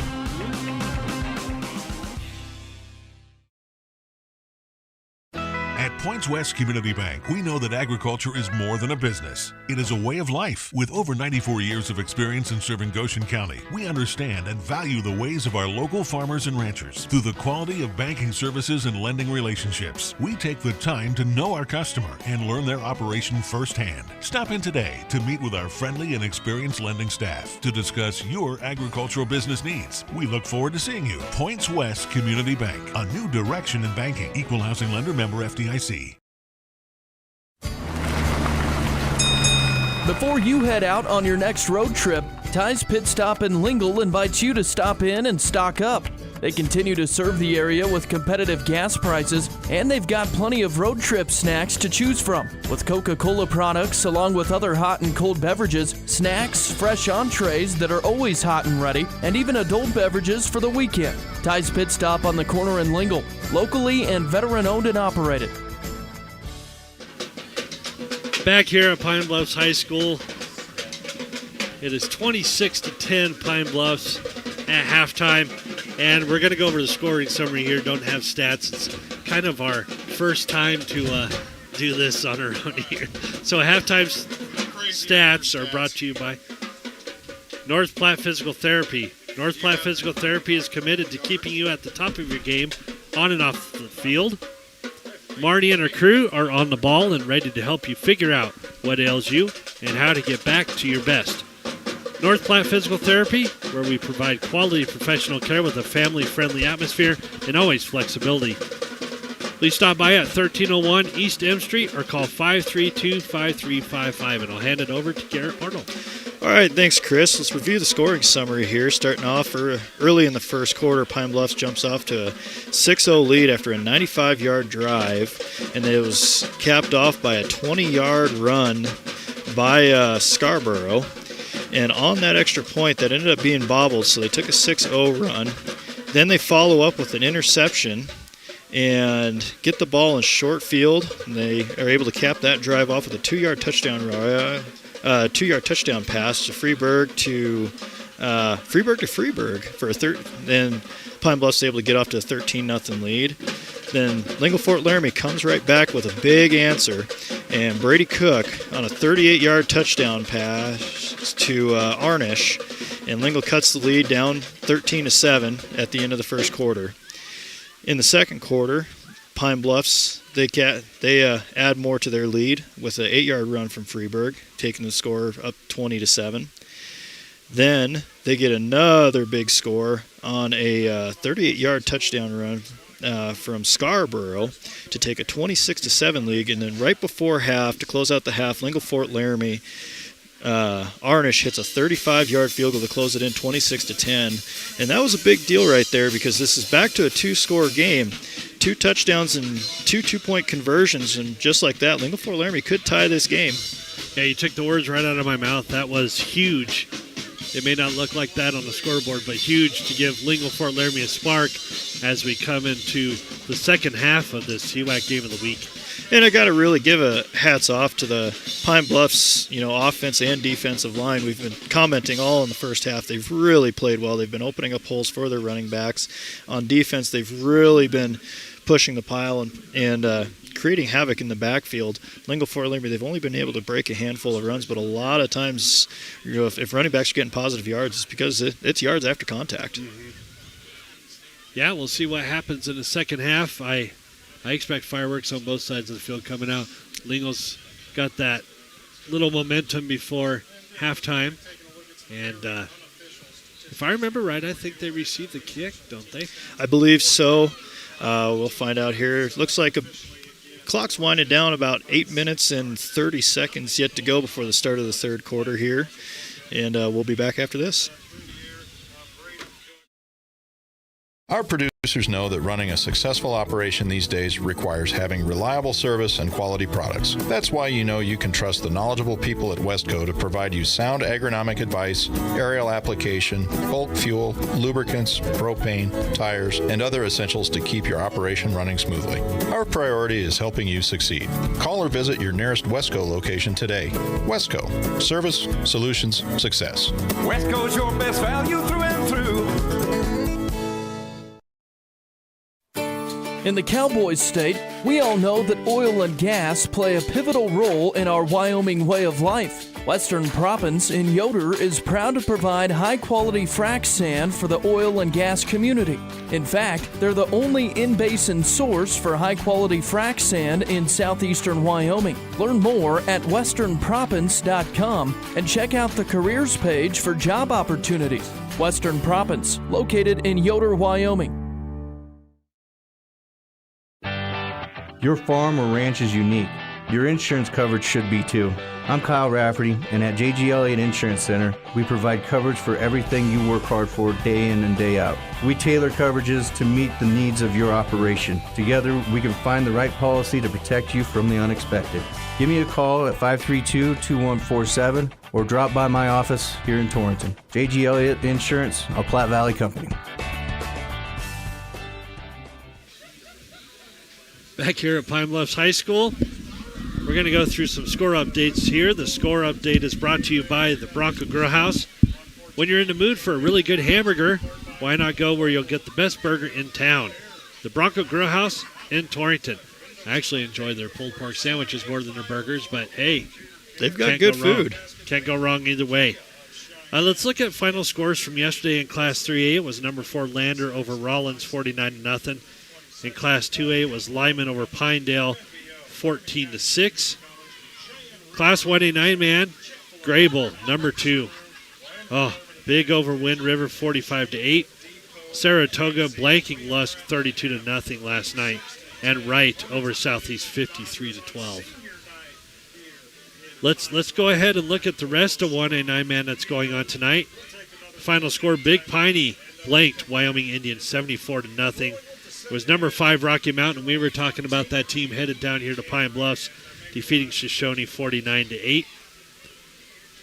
In other classifications here, we'll look at Class 4A. In the fourth quarter, it's number 1 Sheridan over Campbell County, 21-10. It was Cheyenne East, number 3 Cheyenne East, defeating Rock Springs 49-3. In the fourth quarter, number 4 Cheyenne Central is up on Kelly Walsh 28-7. And in the fourth quarter, it's number 5 Natrona County all over Cheyenne South 55-0. And Thunder Basin in the fourth quarter all over Laramie, blanking them 28-0. Looking at Class 3A, it was number 5 Jackson over Powell 54-20. In the fourth quarter, it's number 1 Star Valley, and I don't see a lot of teams stopping them in the playoffs. They are a powerhouse. They are up on Evanston 45-14. It's number 2 Cody big over Green River right now, 56-7. Of course, we have number 3 Riverton. This is on Cinch Country KGOS over Torrington, blanking them 27-0. In the second quarter, Douglas is ahead of Buffalo 12-3. That game looms large as well for Torrington's playoffs hopes. Class 2A was number 2 Mountain View over number 3 Thermopolis, 28-21. That seems like it was a great game over there. Cokeville defeated Warland 41-19. Number 4 Lovell over Kimmerer 48-2. Another team you just mentioned there, Cokeville. They are a tough team over there in 2A. They always have been. Final score number 1, Bighorn blanking Tongue River 55-0. In the fourth quarter, it's Newcastle. Oh, this is an upset so far. Newcastle over number 5 Burns 15-13. Wheatland over Moorcroft right now in the fourth, 22-10. And in the third quarter, Glen Rock over Upton Sundance 33-7. That one surprises me a little bit. Class 1A 6-man was Farson Eden over DuBois 60-20. And this one, Guernsey Sunrise defeating Tensley 32-19. So congratulations to the Vikings there. And in the third quarter, it's number 3 Burlington 13, Riverside 8. A lot of good games out there on both Thursday and Friday night. And tell you what, we're starting to really kind of see how the playoff picture is going to shape up, and I think it's going to be an exciting stretch here. Absolutely, and an update from thanks John Gunn over there at the studios. Right now it is Riverton 27, Torrington 8 after a 2-point conversion, and Torrington just recovers an onside kick at the 50 with 3:49 left in the game. Hey, Torrington, comeback is on. Anything can happen. You never know. Well, we got about 3 minutes left at halftime. We're going to take a little break, and we'll come back, and we'll start the second half on your CY Game of the Week. Pine Bluffs hosting Lingle Fort Laramie on 98.3 KERM. Back after this.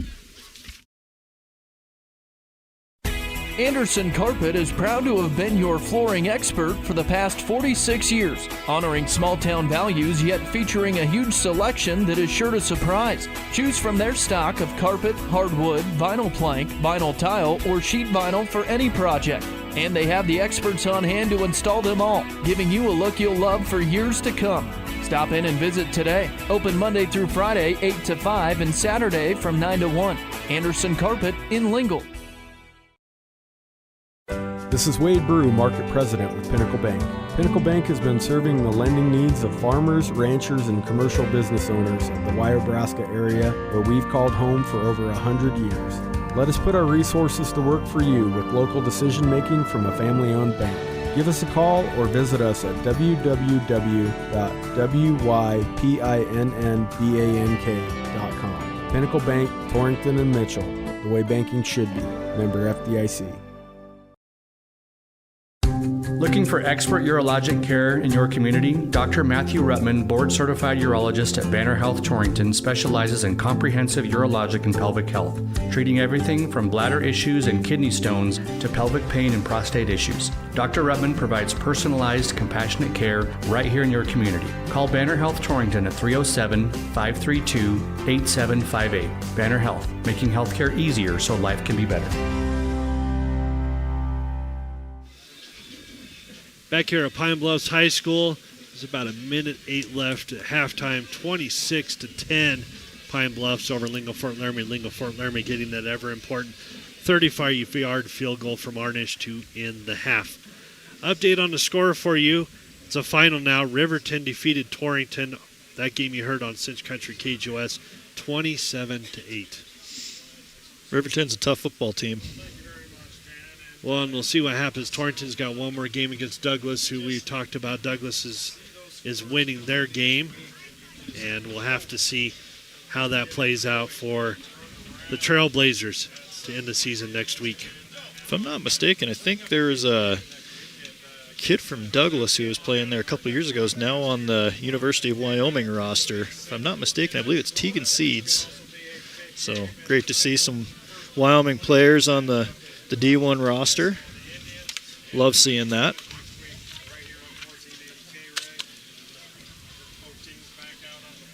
But this has been a great night for football. It's not too chilly. The wind died down. It's been a pretty nice night for CWAC Game of the Week football action. Oh, beautiful mid-October night. You never know what type of weather you could get here in Wyoming. Well, and they just put 3 minutes back up on the clock. So I'm going to grab that paper.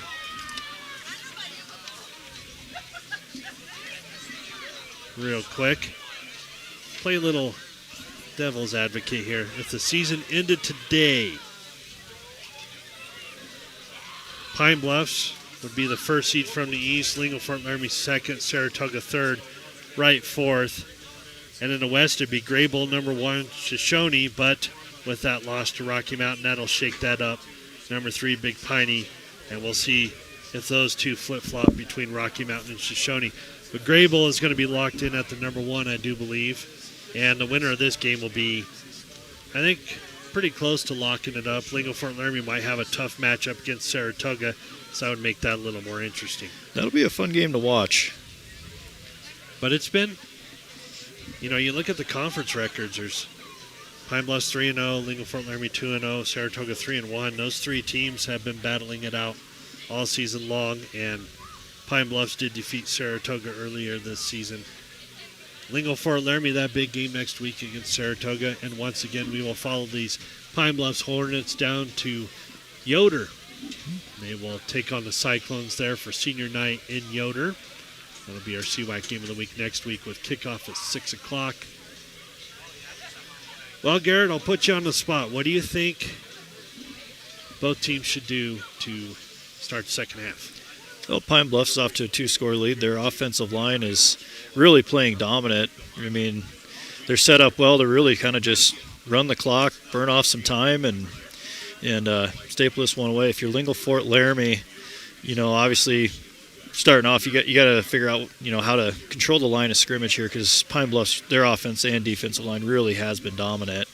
Lingle certainly has the talent and the means to, and this could be a really interesting second half if Lingle Fort Laramie comes out and gets a quick score.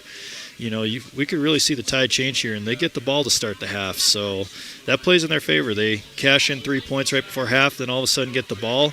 They get a score here and a 2-point conversion. Just like that, it's a 1-score game. So this one ain't over till it's over, that's for sure. No, I was looking forward to this game all week. Even when we looked ahead on the schedule, Grant Cade did such a good job of making the schedule up, because we're looking ahead at some games and some great matchups. This one, I think, might take them all this year. It's been an awesome back and forth game that might not show on the scoreboard, but both teams, offense and defense, really showing up. And one stat we've kind of, we forgot to mention, Lingle Fort Laramie has forced 3 turnovers in this game. If they can keep forcing turnovers, that's going to keep them in this. Well, here we go. Ready to kick it off to Lingle. They'll receive the ball for the second half, and it's going to be a little pooch kick down there. It kicks, and it's going to be picked up, and that was Beckner, I do believe, that made it to the 30-yard line. After it kind of skipped at the 32, went back to the 28, got a couple yards on that return. Pine Bluffs really does not want to kick that deep, especially with Lingle Fort Laramie's returners.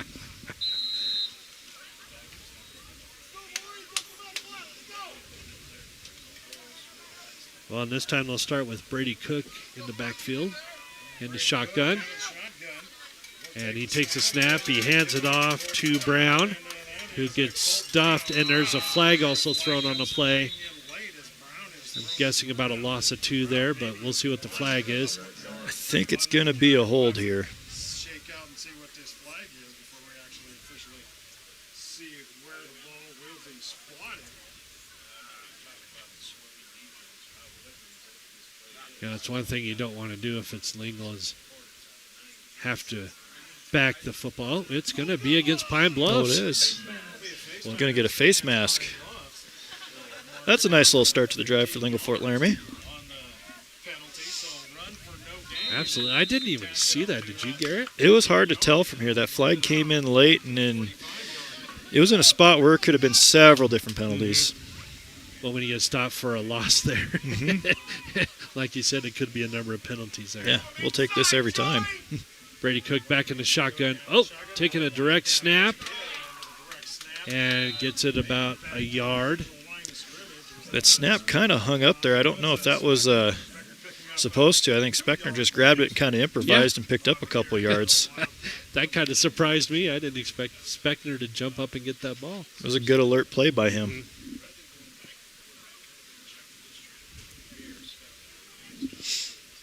Well, they'll give him 2 on the play. It's 2nd and 8. at the 47-yard line on the CNA scoreboard. 26-10. Looks like they're going back to the Wildcat again.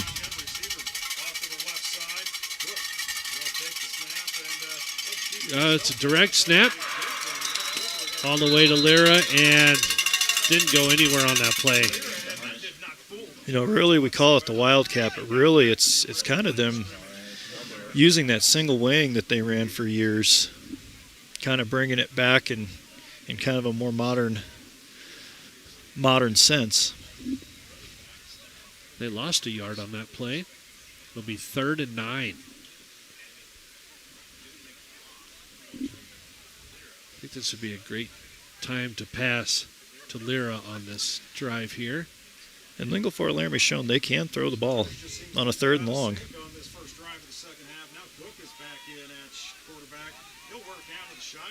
And now Cook will take it, the snap, and he's looking to throw. He just takes off himself.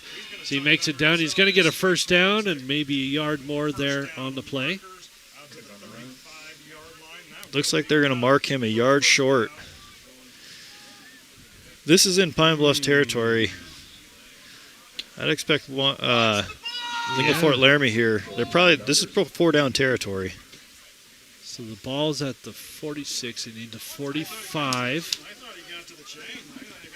I thought it was a first down myself. I did too. That's where you need the NFL replay right here. Have that new replay thing where they show the ball and where the line is, but no replays in high school football. So it'll be 4th and 1. Snap. Brady Cook takes it, throws a short pass, and I think he got it. But we'll see. Laura took a big hit there, but they are going to give him the first down. That was a nice short yard pass, and they were mentioning first down Lingle as Pine Bluffs thought they were stopped. They were over there celebrating on the other side. They saw the big hit, but Laura did catch that ball right at the line of game. They needed to get to the 45, and he was right there. That's kind of dangerous. It's like in the NFL, you saw him hold out the ball to get the first down. You know, that's a little dangerous there, but forward progress, give them the first down right on the 45-yard line. Oh, it was a big play by Laura there to hold on to the ball. He took a big hit. Down on the left hash here. Brady Cook is going to take the snap, and he's looking to throw the ball, and he's flushed, and he's going to go down. That's going to be about a 6-yard loss.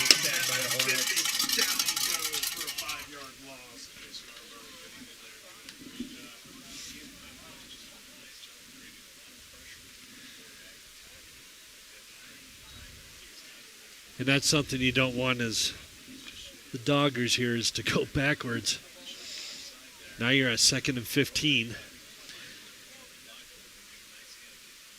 Yeah, that was a big play there by Pine Bluffs. Get them behind the chains.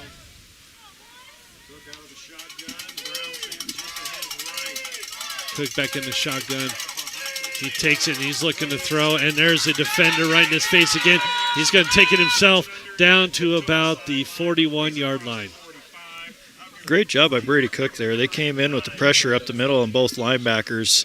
That left an open area out to the near side of the field, and he was able to pick up about 9 yards there. Made this to third down and 6, and you got a lot of options in your playbook in this territory. And really, this is 4-down territory. Absolutely. Once again, 26-10, Pine Bluffs in the third quarter. Lingle is driving down the field. They need 6 yards for a first down as it's 3rd and 6. Brady Cook back in the shotgun. Takes a snap. He's looking to his right, and he throws a short pass, and it's intercepted. Big play by the Pine Bluffs defender there. Eli Curry on that interception will give the ball right back to Pine Bluffs. He read that the whole way. Lingle Fort Laramie went on the quick out, and he just jumped right in front of that ball. And just when you think Lingle finds that spark to get down the field, and that's kind of been the story on both sides of the ball today. Seems like the teams start driving down, and then there's an interception or a fumble. It's been Crazy. Freeberg in the shotgun. He hands it off to Scarborough.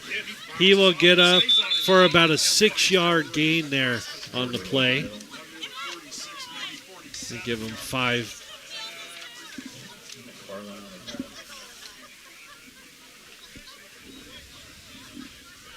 Now if you're Pine, you just want to kind of start running the clock down just a little bit. Start getting them first downs. And really Lingle on that last drive, things were shaping up nice. They chewed about 4 minutes up off the clock. They're gaining good ground and just have that critical turnover there. Forstrom in motion as Freeberg takes passes this to Forstrom, who gets the first down. Nice little quick out there. Get the slot receiver going in motion. I do notice Pine Bluffs, they really rotate a lot of guys. They really have a lot of depth. Well, we'll see what they do here. 3rd down and a couple. Freeberg takes pass. He's going to take it himself straight out the middle of the field. 40, 35, 30, 25, 15, 10. Nobody's going to catch him. That's a touchdown. Freeberg, 49-yard run. We had talked in the first half there. The end there for Lingle Fort Laramie had done a good job sitting home, so Freeberg, he had to give it on those read options. This time the end comes crashing in, and it was off to the races. And he went in there untouched. 49-yard touchdown. Freeberg is just on fire tonight. He's had good reads all night.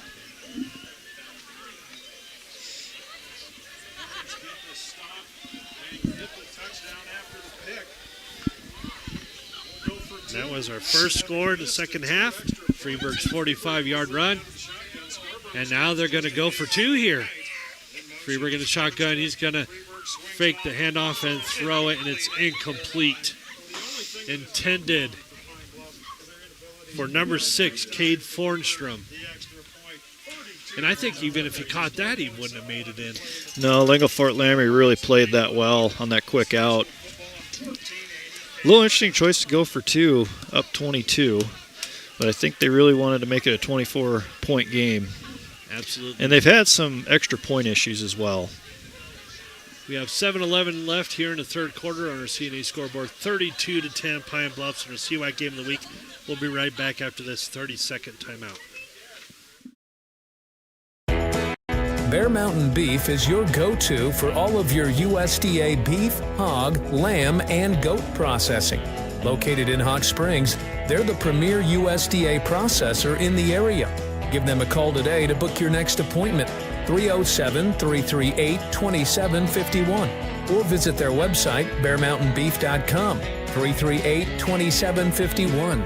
Bear Mountain Beef, a cut above the rest. You know, back here at Pine Bluffs, and I'm just going to say this, we talked about this on the way up, is going to be a great game either way. Pine Bluffs, though, starting to get their confidence and just getting ready to try to close out this game here. That was a 45-yard touchdown run from Freeberg to make the score 32-10 in the third quarter. Now kind of another pooch kick, but this time it goes to the side. And did the ball go out to 10, to the 20. And we get to the 22. Well, let's see what Lingle Fort Laramie does here. Nice little return by Lara.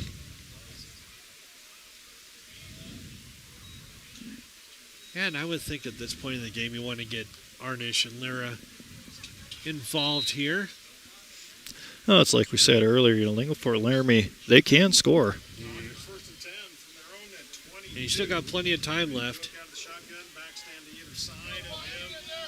Now you got Cook in a shotgun, Lyra posted next to him. He takes the snap, he hands it off, and this is a nice run. That looked like Colt Brown there with the run. He will get about a 7-yard gain. Nice little read option there by Cook. Gives it to Brown and get a nice little 7-8 yard run to start this drive off.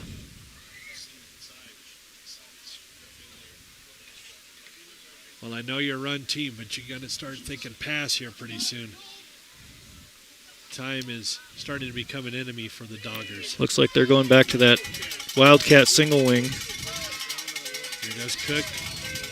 Takes a direct snap, and we'll get a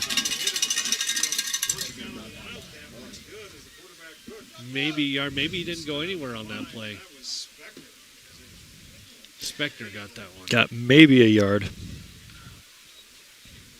It'll be 3rd and 2.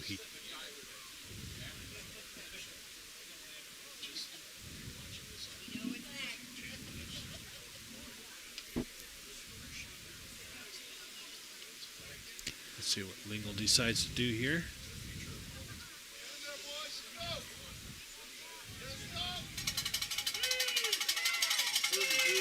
And another snap and the hands off, and ooh, it's going to be close. It's going to be really. I think he got it.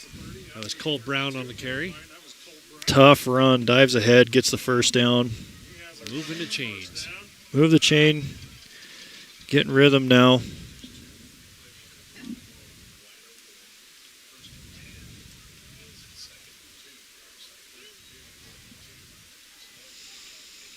Lingle for Laramie, they're being very calm, very patient still. Gonna go spread here. Brady Cook back in the shotgun. Takes a snap, and he is rolling to his right. Was looking to throw, but nobody open. He will take the scamper up for about 5 or 6 yards there on that play. Brady Cook, it looks like he's rolling out of the pocket a little bit more. Pine Bluffs, they've really been bringing pressure, especially up the middle, whether it's just from the D line itself or they've been bringing a linebacker, it seems, each time. Well, that pass rush from Pine Bluffs has been great all year long. Brady Cook in a shotgun once again, and he takes a snap. And he's looking deep, but he's going to be, he got away from that one. He pitches it back to Colt Brown, who will take it up and maybe get a couple of yards on that play there. Turned something out of nothing there. Man. Way to improvise. Had a defender right on his tail. He had Arnish on the post route there, but pressure got in. Got to Cook, and he wasn't able to set up for the throw, and was able to improvise on the quick pitch and pick up a couple yards. Back to 3rd and 3 here. Brady Cook in a shotgun all by himself this time. He's got 3 receivers to the right, single on the. He takes a quick snap and catches. It's complete and makes the first down after a hard hit. Pine Bluffs again dialing up pressure on 3rd down, blitzing both linebackers. That was a good catch and run by Spector there to get the first down. Be interesting to see what Lingle will do there because they're kind of leaving the middle of the field vulnerable.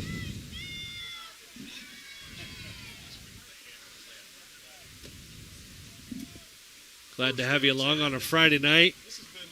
Man, this week and next week left of the regular season. Can't believe it goes faster every year. This has been a very fast year. All right. Well, they went to a Wildcat there. Spector once again takes a direct snap. And I think he might have lost a yard there. Yeah, you talk about how fast this football season's going already at the high school level. At the college level, Wyoming's already played 6 games and coming in with a 3-3 record. And Air Force is Saturday. And that could be a fun game. You never know what's going to happen when those two teams play each other. Well, the whole Mountain West this year, you don't know what's going to go on. No, it's anybody's ball game right now. Back to the shotgun. Goes Brady Cook. Takes a snap, and he's going to scramble a little bit and pitch it back as he was dead to rights. And gets about a yard or two gain there. What looked to be About a 5-yard loss on a sack, quick pitch back to Speckner, and Speckner ends up picking up about 2 yards on that. He was lucky Speckner was there because they had him wrapped up. Pine Bluffs, go down. Pine Bluffs bringing pressure again. Wonder if we might see a screen here from Lingle Fort Laramie to counter this pressure. Well, you got a 3rd and 8 as Cook gets the call, runs back to the huddle. Let's see what they set up here. Seems like they're still going back to that single wing shotgun you're talking about. Cook takes a snap. He's looking downfield, and he's got a wide receiver there, right there, and caught at the 35-yard line. That was Braden Poston. Nice little flag route there by Poston. Brady Cook put up a real nice ball there. He got a little bit of time there. Running back picked up the blitzer. And just like that, Lingle Fort Laramie, they got the ball at the 35-yard line. Like you said, 1st and 10 at the 35. Lingle is starting to drive now. Hopefully they can keep this momentum going here. Going trips to the right. Back in the shotguns, Brady Cook, like you said, trips to the right. Snap is good. He's looking to pass, and just a little bit short. That one may have been tipped again. Looks like it was headed for Arnish on that one. He had Arnish there, and I think a Pine Bluffs defender got a hand on that.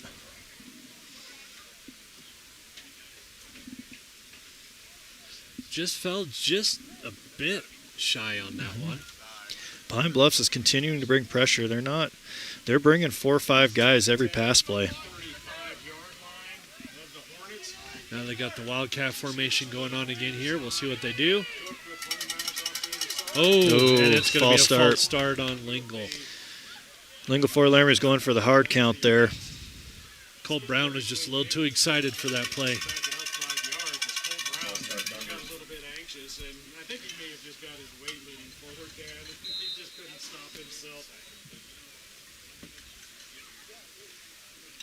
Then I'll back him up 5 for a 2nd and 15 at the 40-yard line.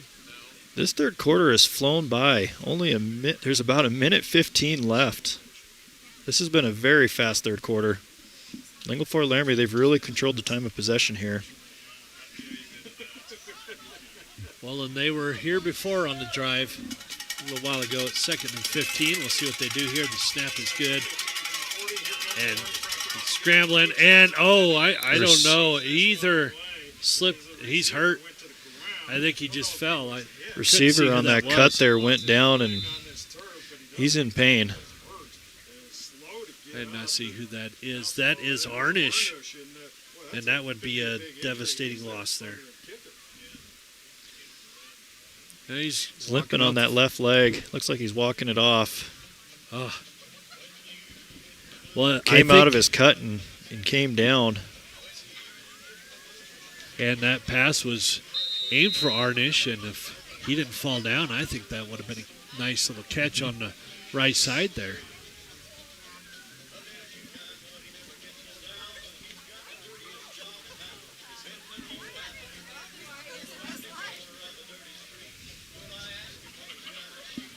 Got a little Johnny Cash playing here. Nothing wrong with that. 3rd and 15 at the 40-yard line. Cook in the shotgun takes a snap. He's looking to pass, and he completes it down to Lyra. And he will probably be 5 yards short. Nice little pickup there. This is still 4-down territory, down 22. Expect Lingle Fort Laramie to go for it here. About a 10-yard gain. That was a beautiful pass from Cook. Clock's winding down here. Let's see if Lingle Fort Laramie, they're going to take this down to the 4th quarter. They're going to try to get a playoff.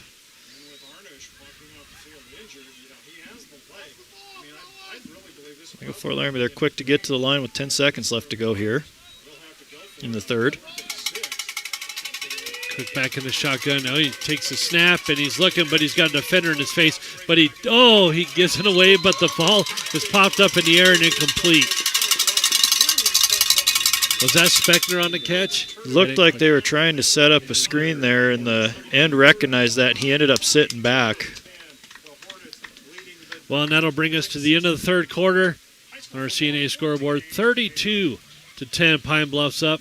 We'll be back with the fourth quarter right after this.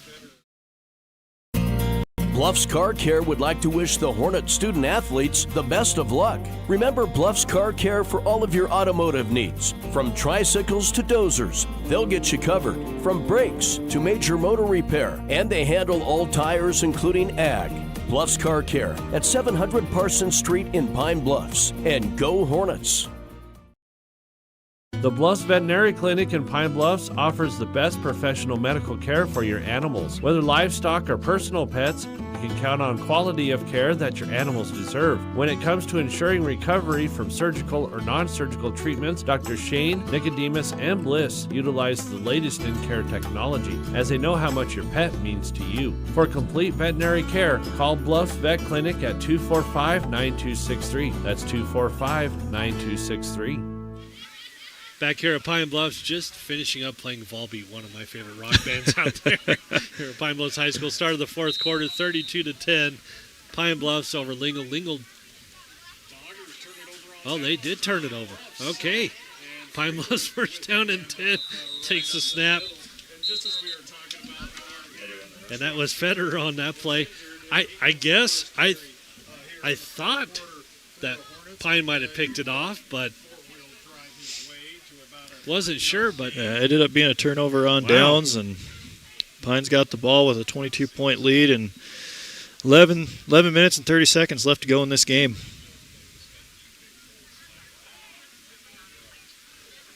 Second and 7 here for Pine.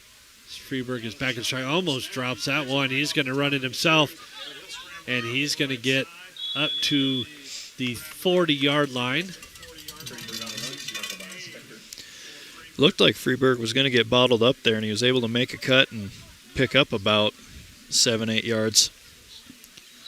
3rd and 2 now. That third quarter went by really fast. It did. 3rd and 1 here, and they'll hand it off to Federer as he plows his way up the field, gets to the 50, and dragged down at the 49-yard line. That Federer is a tank. He's a big boy, hard to bring down, and he's quick. He's got a really quick first step.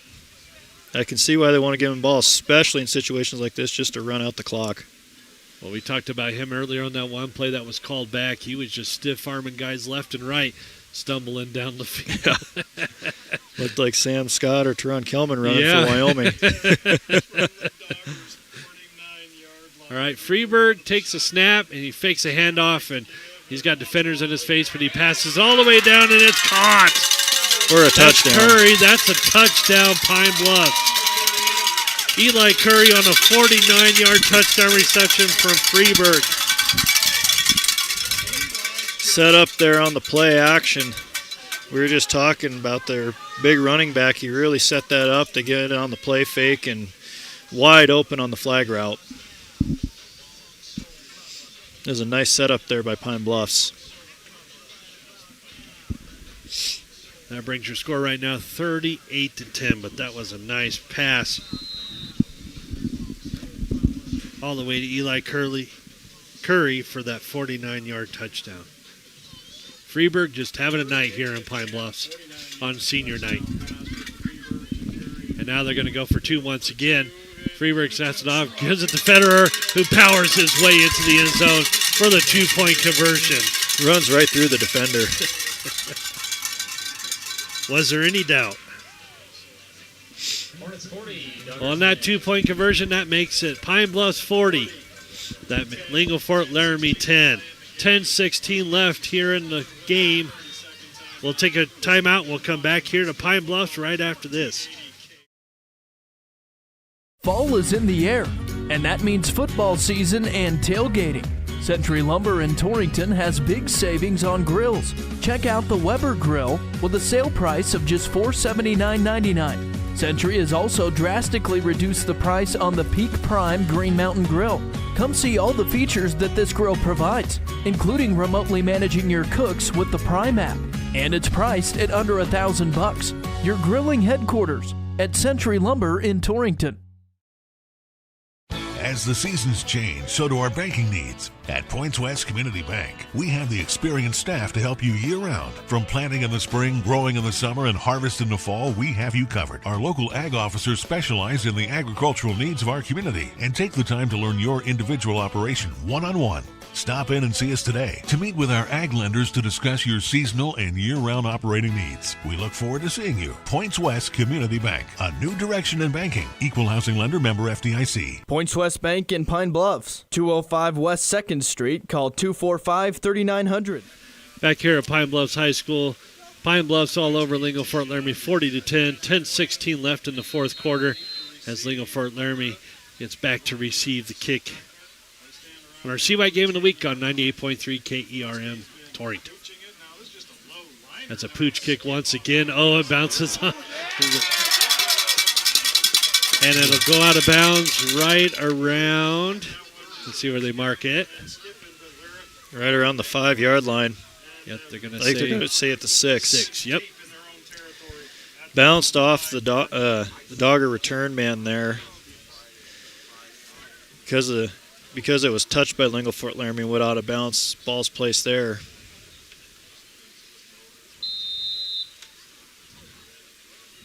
That's not what you want to have happen here for Lingle Fort Laramie, as now they have to go 95 yards to get a score. Or, yeah, we'll see. 1st and 10. Cook back in the shotgun again, and he hands it off and stuffed right at the line. Loss Is that of a about safety? 2. No. Oh. Looks like loss of about 2. Ball's moved back to the 3-yard line now.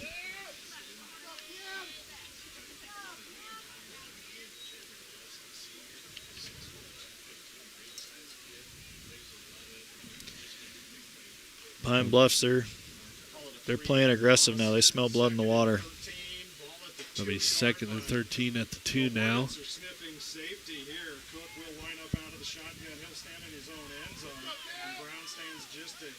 Cook once again in the shotgun in his own end zone. He hands it off, and stumbling down was Brown.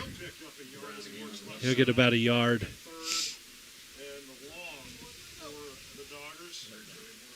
Looks like 3rd and about 11 now for Lingle Fort Laramie.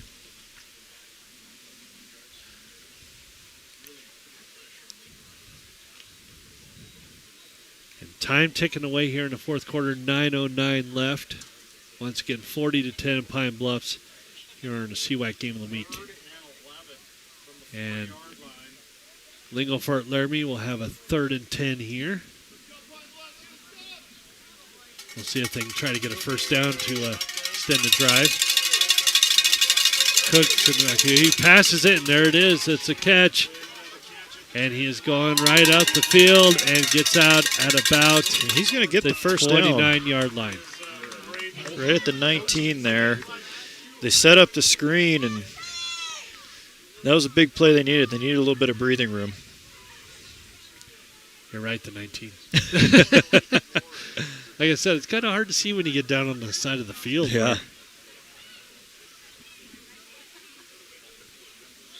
I was just going to give him 10 extra yards.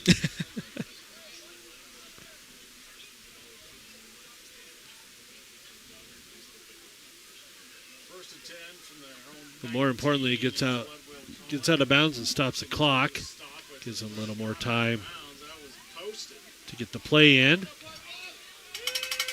And kind of a wildcat there as he passes it, and it's caught down to the 25-yard line.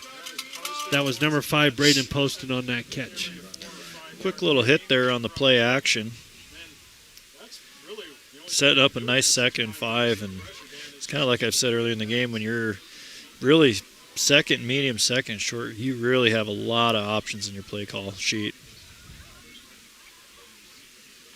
Well, with time ticking away, you got to get something going here. Try to get some more points on the board.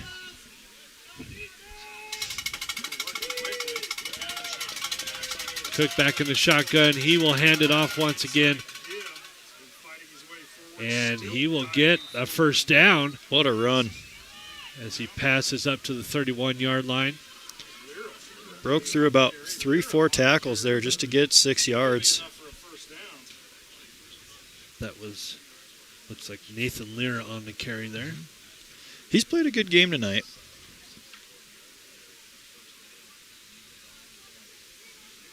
He has played about everywhere. Cook wants to get in a shotgun. Oh, it's a direct snap and not going anywhere.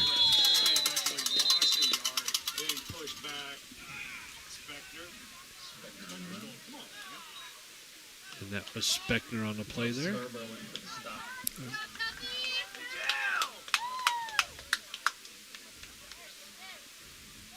This Pine defense is just suffocating Lingle right now.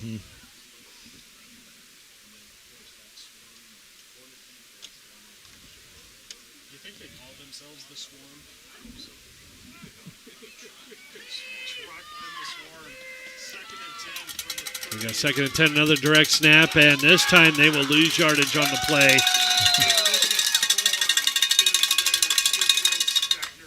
I think that was Lyra once again. Pine Bluffs there, they were ready for that. Pine Bluffs, they really are aggressive with their defense. They're bringing blitzes from all different spots in the field. Well, it's 9-man football. Right now it seems like the Doggers are playing with 9 and Pine Bluffs are playing with 11. That'll make it 3rd and 15 here for the Doggers.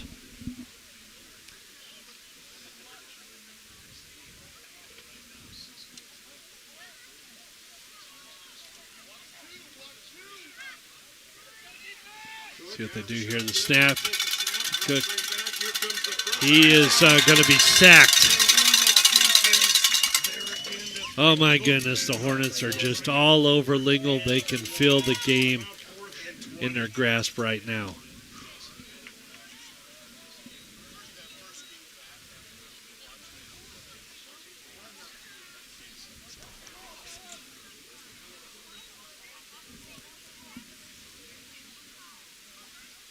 Brings up 4th and 20.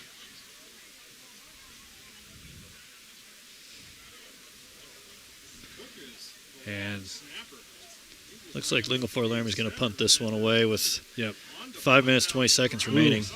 Yeah, he's like a getaway, but that was a looked like that one was blocked. I think that was partially blocked there. Yeah, it'll be marked.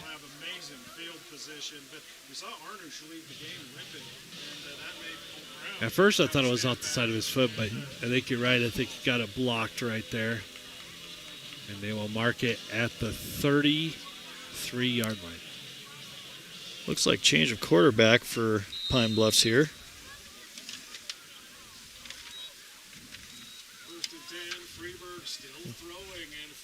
Snap, and it's Freeberg to Lyric. Looks like we're going to and that'll be about a 9-yard gain. Looks like we're going to get the younger Freeberg in this one. Might just see Pine Bluffs try to run this one out, but you know what? Their short passing game is as good as the running game.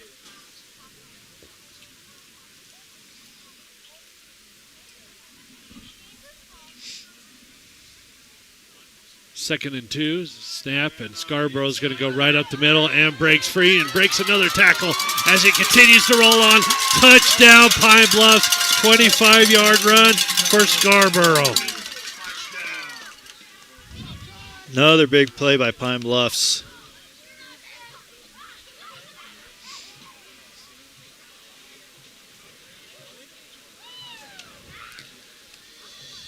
With 4:38 left in this one, Pine Bluffs now takes a 36-point lead, pending the extra point.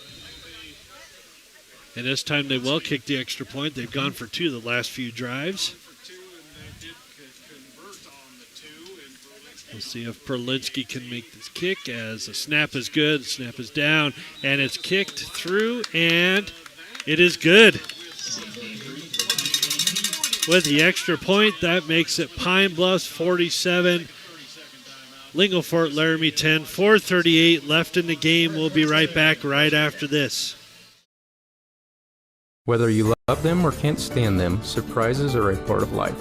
I'm Ryan Young, your Torrington Edward Jones financial advisor, and I can help you get ready for whatever life throws at you. As your needs change, we can change what you need to do to help you end up where you want to be. And while there is never a good time to experience unexpected costs, we can work together to help make them feel a little less unexpected. Stop by our office on Main Street in Torrington or visit edwardjones.com to get started today. Edward Jones, member SIPC. Eric's Lube Express provides fast, friendly, and convenient oil changes with no appointment needed. Located in the Cold Springs Business Park, just north of Baumgars. Simply drive up and never get out of your vehicle. They'll also accommodate your busy schedule with pickup and delivery service. Just call 307-338-2653. Oil changes made easy. Eric's Lube Express. Swing through today. Hi, this is Brian Young, CEO of Go Goshen. Go Goshen is a nonprofit organization dedicated to fostering economic development in Goshen County since 1987. In our community, small businesses are vital, which is why Go Goshen focuses on retaining and expanding local enterprises through grants and other opportunities. We're also home to the Chamber of Commerce, Travel and Tourism, and the Main Street program. Visit gogoshen.com to learn more about how we can help you today. Welcome back here to Pine Bluffs High School. Lyric getting the kickoff return all the way to the 45-yard line of Pine Bluffs Field. Having a little difficulty with the camera here, so we had to take an extended break, but I think we got it fixed, and we will continue on with our YouTube broadcast. As always, you can check us out either on KGOS Sports, which is where we are tonight, or on GoCo Now, which CWAC Game of the Week will be on next week. That was the shoe. I'm not talking Tom Dempsey. But Lingle Fort Laramie starting off with good field position.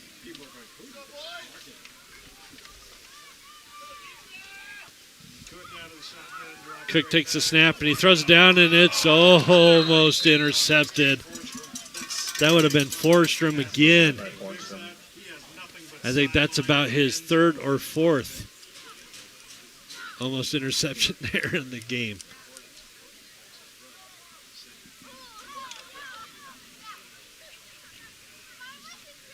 Once again, join us next week right here on 98.3 KERM, our CWAC Game of the Week. Pine Bluffs will head to Yoder to take on the Southeast Cyclones for the end of the regular season.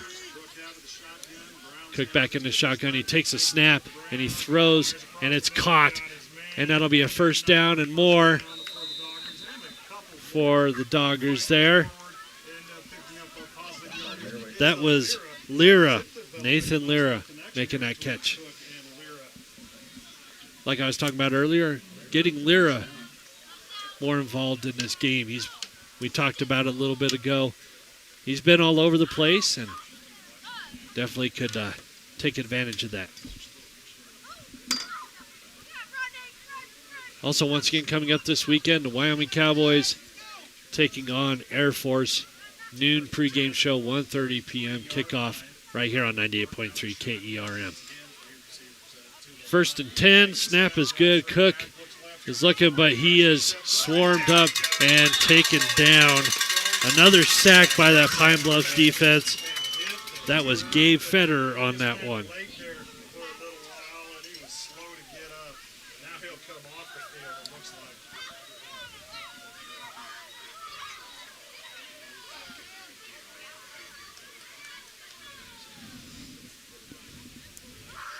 3:15 left in the game here on our CY Game of the Week. Once again, Pine Bluffs, Lingle Fort Laramie. Pine Bluffs looks like they are going to take a victory in this game and assure themselves the number 1 seed here on the east side of the state. Brady Cook takes a snap and throws, and it's caught. And back to the original line of scrimmage and maybe another yard. That's Lyra once again. That'll give him about a 5-yard gain.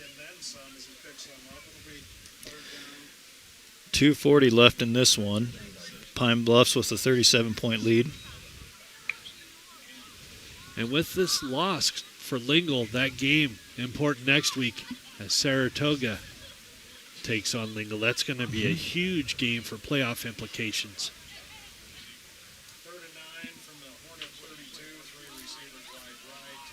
Shotgun. Brown just to his left. Takes a long look. Cook back in the shotgun here. Take the snap. He is out of the pocket, looking down. He's going to take it himself and runs down and slides down at about the 29. No, the 35. 35. There we go.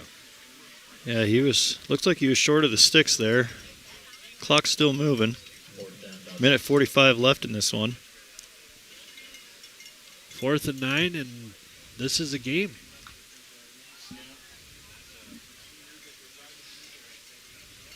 Or 4th and 2, they changed that on the scoreboard there.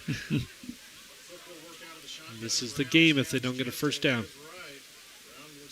Cook takes a snap. He's flushed to his right. He's got a defender in his face. Throws it, and it's incomplete. Pine Bluffs holds on this drive, and they will pretty much take the victory here with 1:19 left. Got to give credit where credit's due. Pine Bluffs came out here in the second half and put up 21 unanswered points on top of when they had a 16-point lead already going into halftime, and showing why they're the number 1 team in 1A. Well, and Lingle's had all the opportunities in the world in this game and just couldn't get it to click. And now Cade Fortenstrom is back there. He hands it off. And he is going to be taken backwards. And that was Jax Thurin for a loss of 2.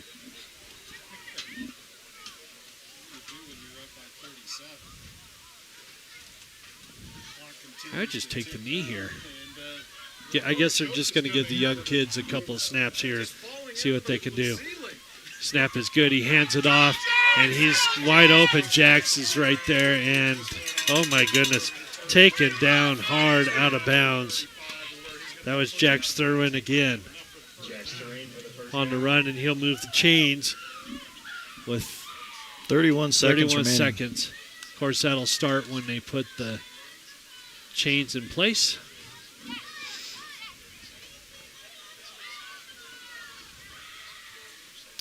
And it looks like Pine's going to take a knee here to finish this one. Great victory for the Pine Bluffs Hornets as they will take the number 1 spot from the East as they defeat Lingle Fort Laramie 47-10 as the clock ticks down 3, 2, 1 on senior night here for Pine Bluffs. Once again, the final score, Pine Bluffs 47, Lingle Fort Laramie 10. We're going to take a break here and we'll come back with a wrap-up. And we'll call it a night here from our CY Game of the Week on 98.3 KERM. You're a Wyoming Cowboy fan or a Trailblazer, Lancer, Dogger, or Cyclone, Heartland Embroidery has the apparel and accessories you need to show your school colors. Stop in the store on Main Street in Torrington and take a look for yourself. From jackets and t-shirts to everyday gear and accessories, we promise you'll find something for the whole family. With new items always coming into the store, you'll always find that perfect item to show off your school spirit. Only at Heartland Embroidery, downtown Torrington. Most homeowners would be surprised to know how much energy their home uses. We at High West Energy, your touch-tone energy cooperative, have many ideas that you can do to increase energy efficiency. Log on to highwestenergy.com to see the many products we offer. There is something all of us can and should do to help. The employees and directors of High West Energy are always looking out for you and are proud to support our area athletes. High West Energy, your touch-tone energy cooperative. Back here to Pine Bluffs High School, final score, Pine Bluffs 47, Lingle Fort Laramie 10 on your Clark and Associates scoreboard. And we are going to do the end of the game wrap-up. The end of the game wrap-up is brought to you by the number 34. The importance of mental health has never been more prevalent, especially when it comes to the youth in our area. Chad and the crew at number 34 have been serving our area youth for over 15 years. They're currently looking for a family care coordinator and a family support partner. Call 532-0134 to learn more about employment opportunities. For end of the game wrap-up, here's Garrett Bartle. Thanks, Chris. Looks like we're going to go through our score summary sheet. We're going to start from early in the first quarter. Pine Bluffs took a 6-0 lead on a 20-yard run from Scarborough. And the extra point, they actually bobbled that one, so they only ended up starting off 6-0. Then right out of the gates, Lingle Laramie throws a pick to them and sets them up in a short field and on a 2-yard touchdown pass, Freeburg to Freeburg. So then Pine Bluffs takes a 13-0 lead. Lingle Laramie does answer, though, and Brady Cook hits Arnish on a 38-yard touchdown pass. And Lingle Laramie's extra point is good, and that made the score 13-7 at the end of the first. Starting off in the second quarter, Freeburg had an 8-yard touchdown run for Pine Bluffs, and they took a 20-7 lead. Then Pine Bluffs follows that up again with a 38-yard touchdown run from Scarborough, and they took a 26-7 lead. Then Lingle Laramie, right before halftime to close out the half, Arnish hits a 35-yard field goal to make it back to a 2-score game where it was 26-10. And then in the third quarter, Freeburg on a 45-yard touchdown run, and he went in untouched on that one. 32-10, Pine Bluffs extends their lead, I should say, And then Freeburg had a 49-yard touchdown pass to Eli Curry in the fourth quarter to make the score 40-10. And then Fetter with 2-point conversion. And then a 25-yard touchdown run by Scarborough to cap this off at a 47-10 victory for Pine Bluffs. And really tonight we got to see why Pine Bluffs is ranked the number one team in 1A 9-man, not just in the East but the entire state. And very important games coming up next week. We talked about, I'm going to grab that schedule here again. There we go. Next week, looking at some games in 1A 9-man. I think Pine Bluffs has pretty much wrapped this up, but we will follow them over to Yoder as they will take on Southeast next week on our CY Game of the Week. That kickoff will be at 6 p.m. But look for Lingle Laramie at Saratoga next week. We'll see how that goes, but that might set the second and third seeds. Also in the West, Rocky Mountain and Wind River, Shoshone and Big Piney. There's a lot to be sorted out there, so we will see what happens at the end of the regular season. Well, I think that'll do it for us because John Gunn is waiting over at the studios to do the scoreboard show. And this is Chris Jenkins, my partner Garrett Bartle. We are going to sign off here. Final score, Pine Bluffs Hornets 47, Lingle Laramie 10. Back to you at the KGOS, KERM studios to John Gunn.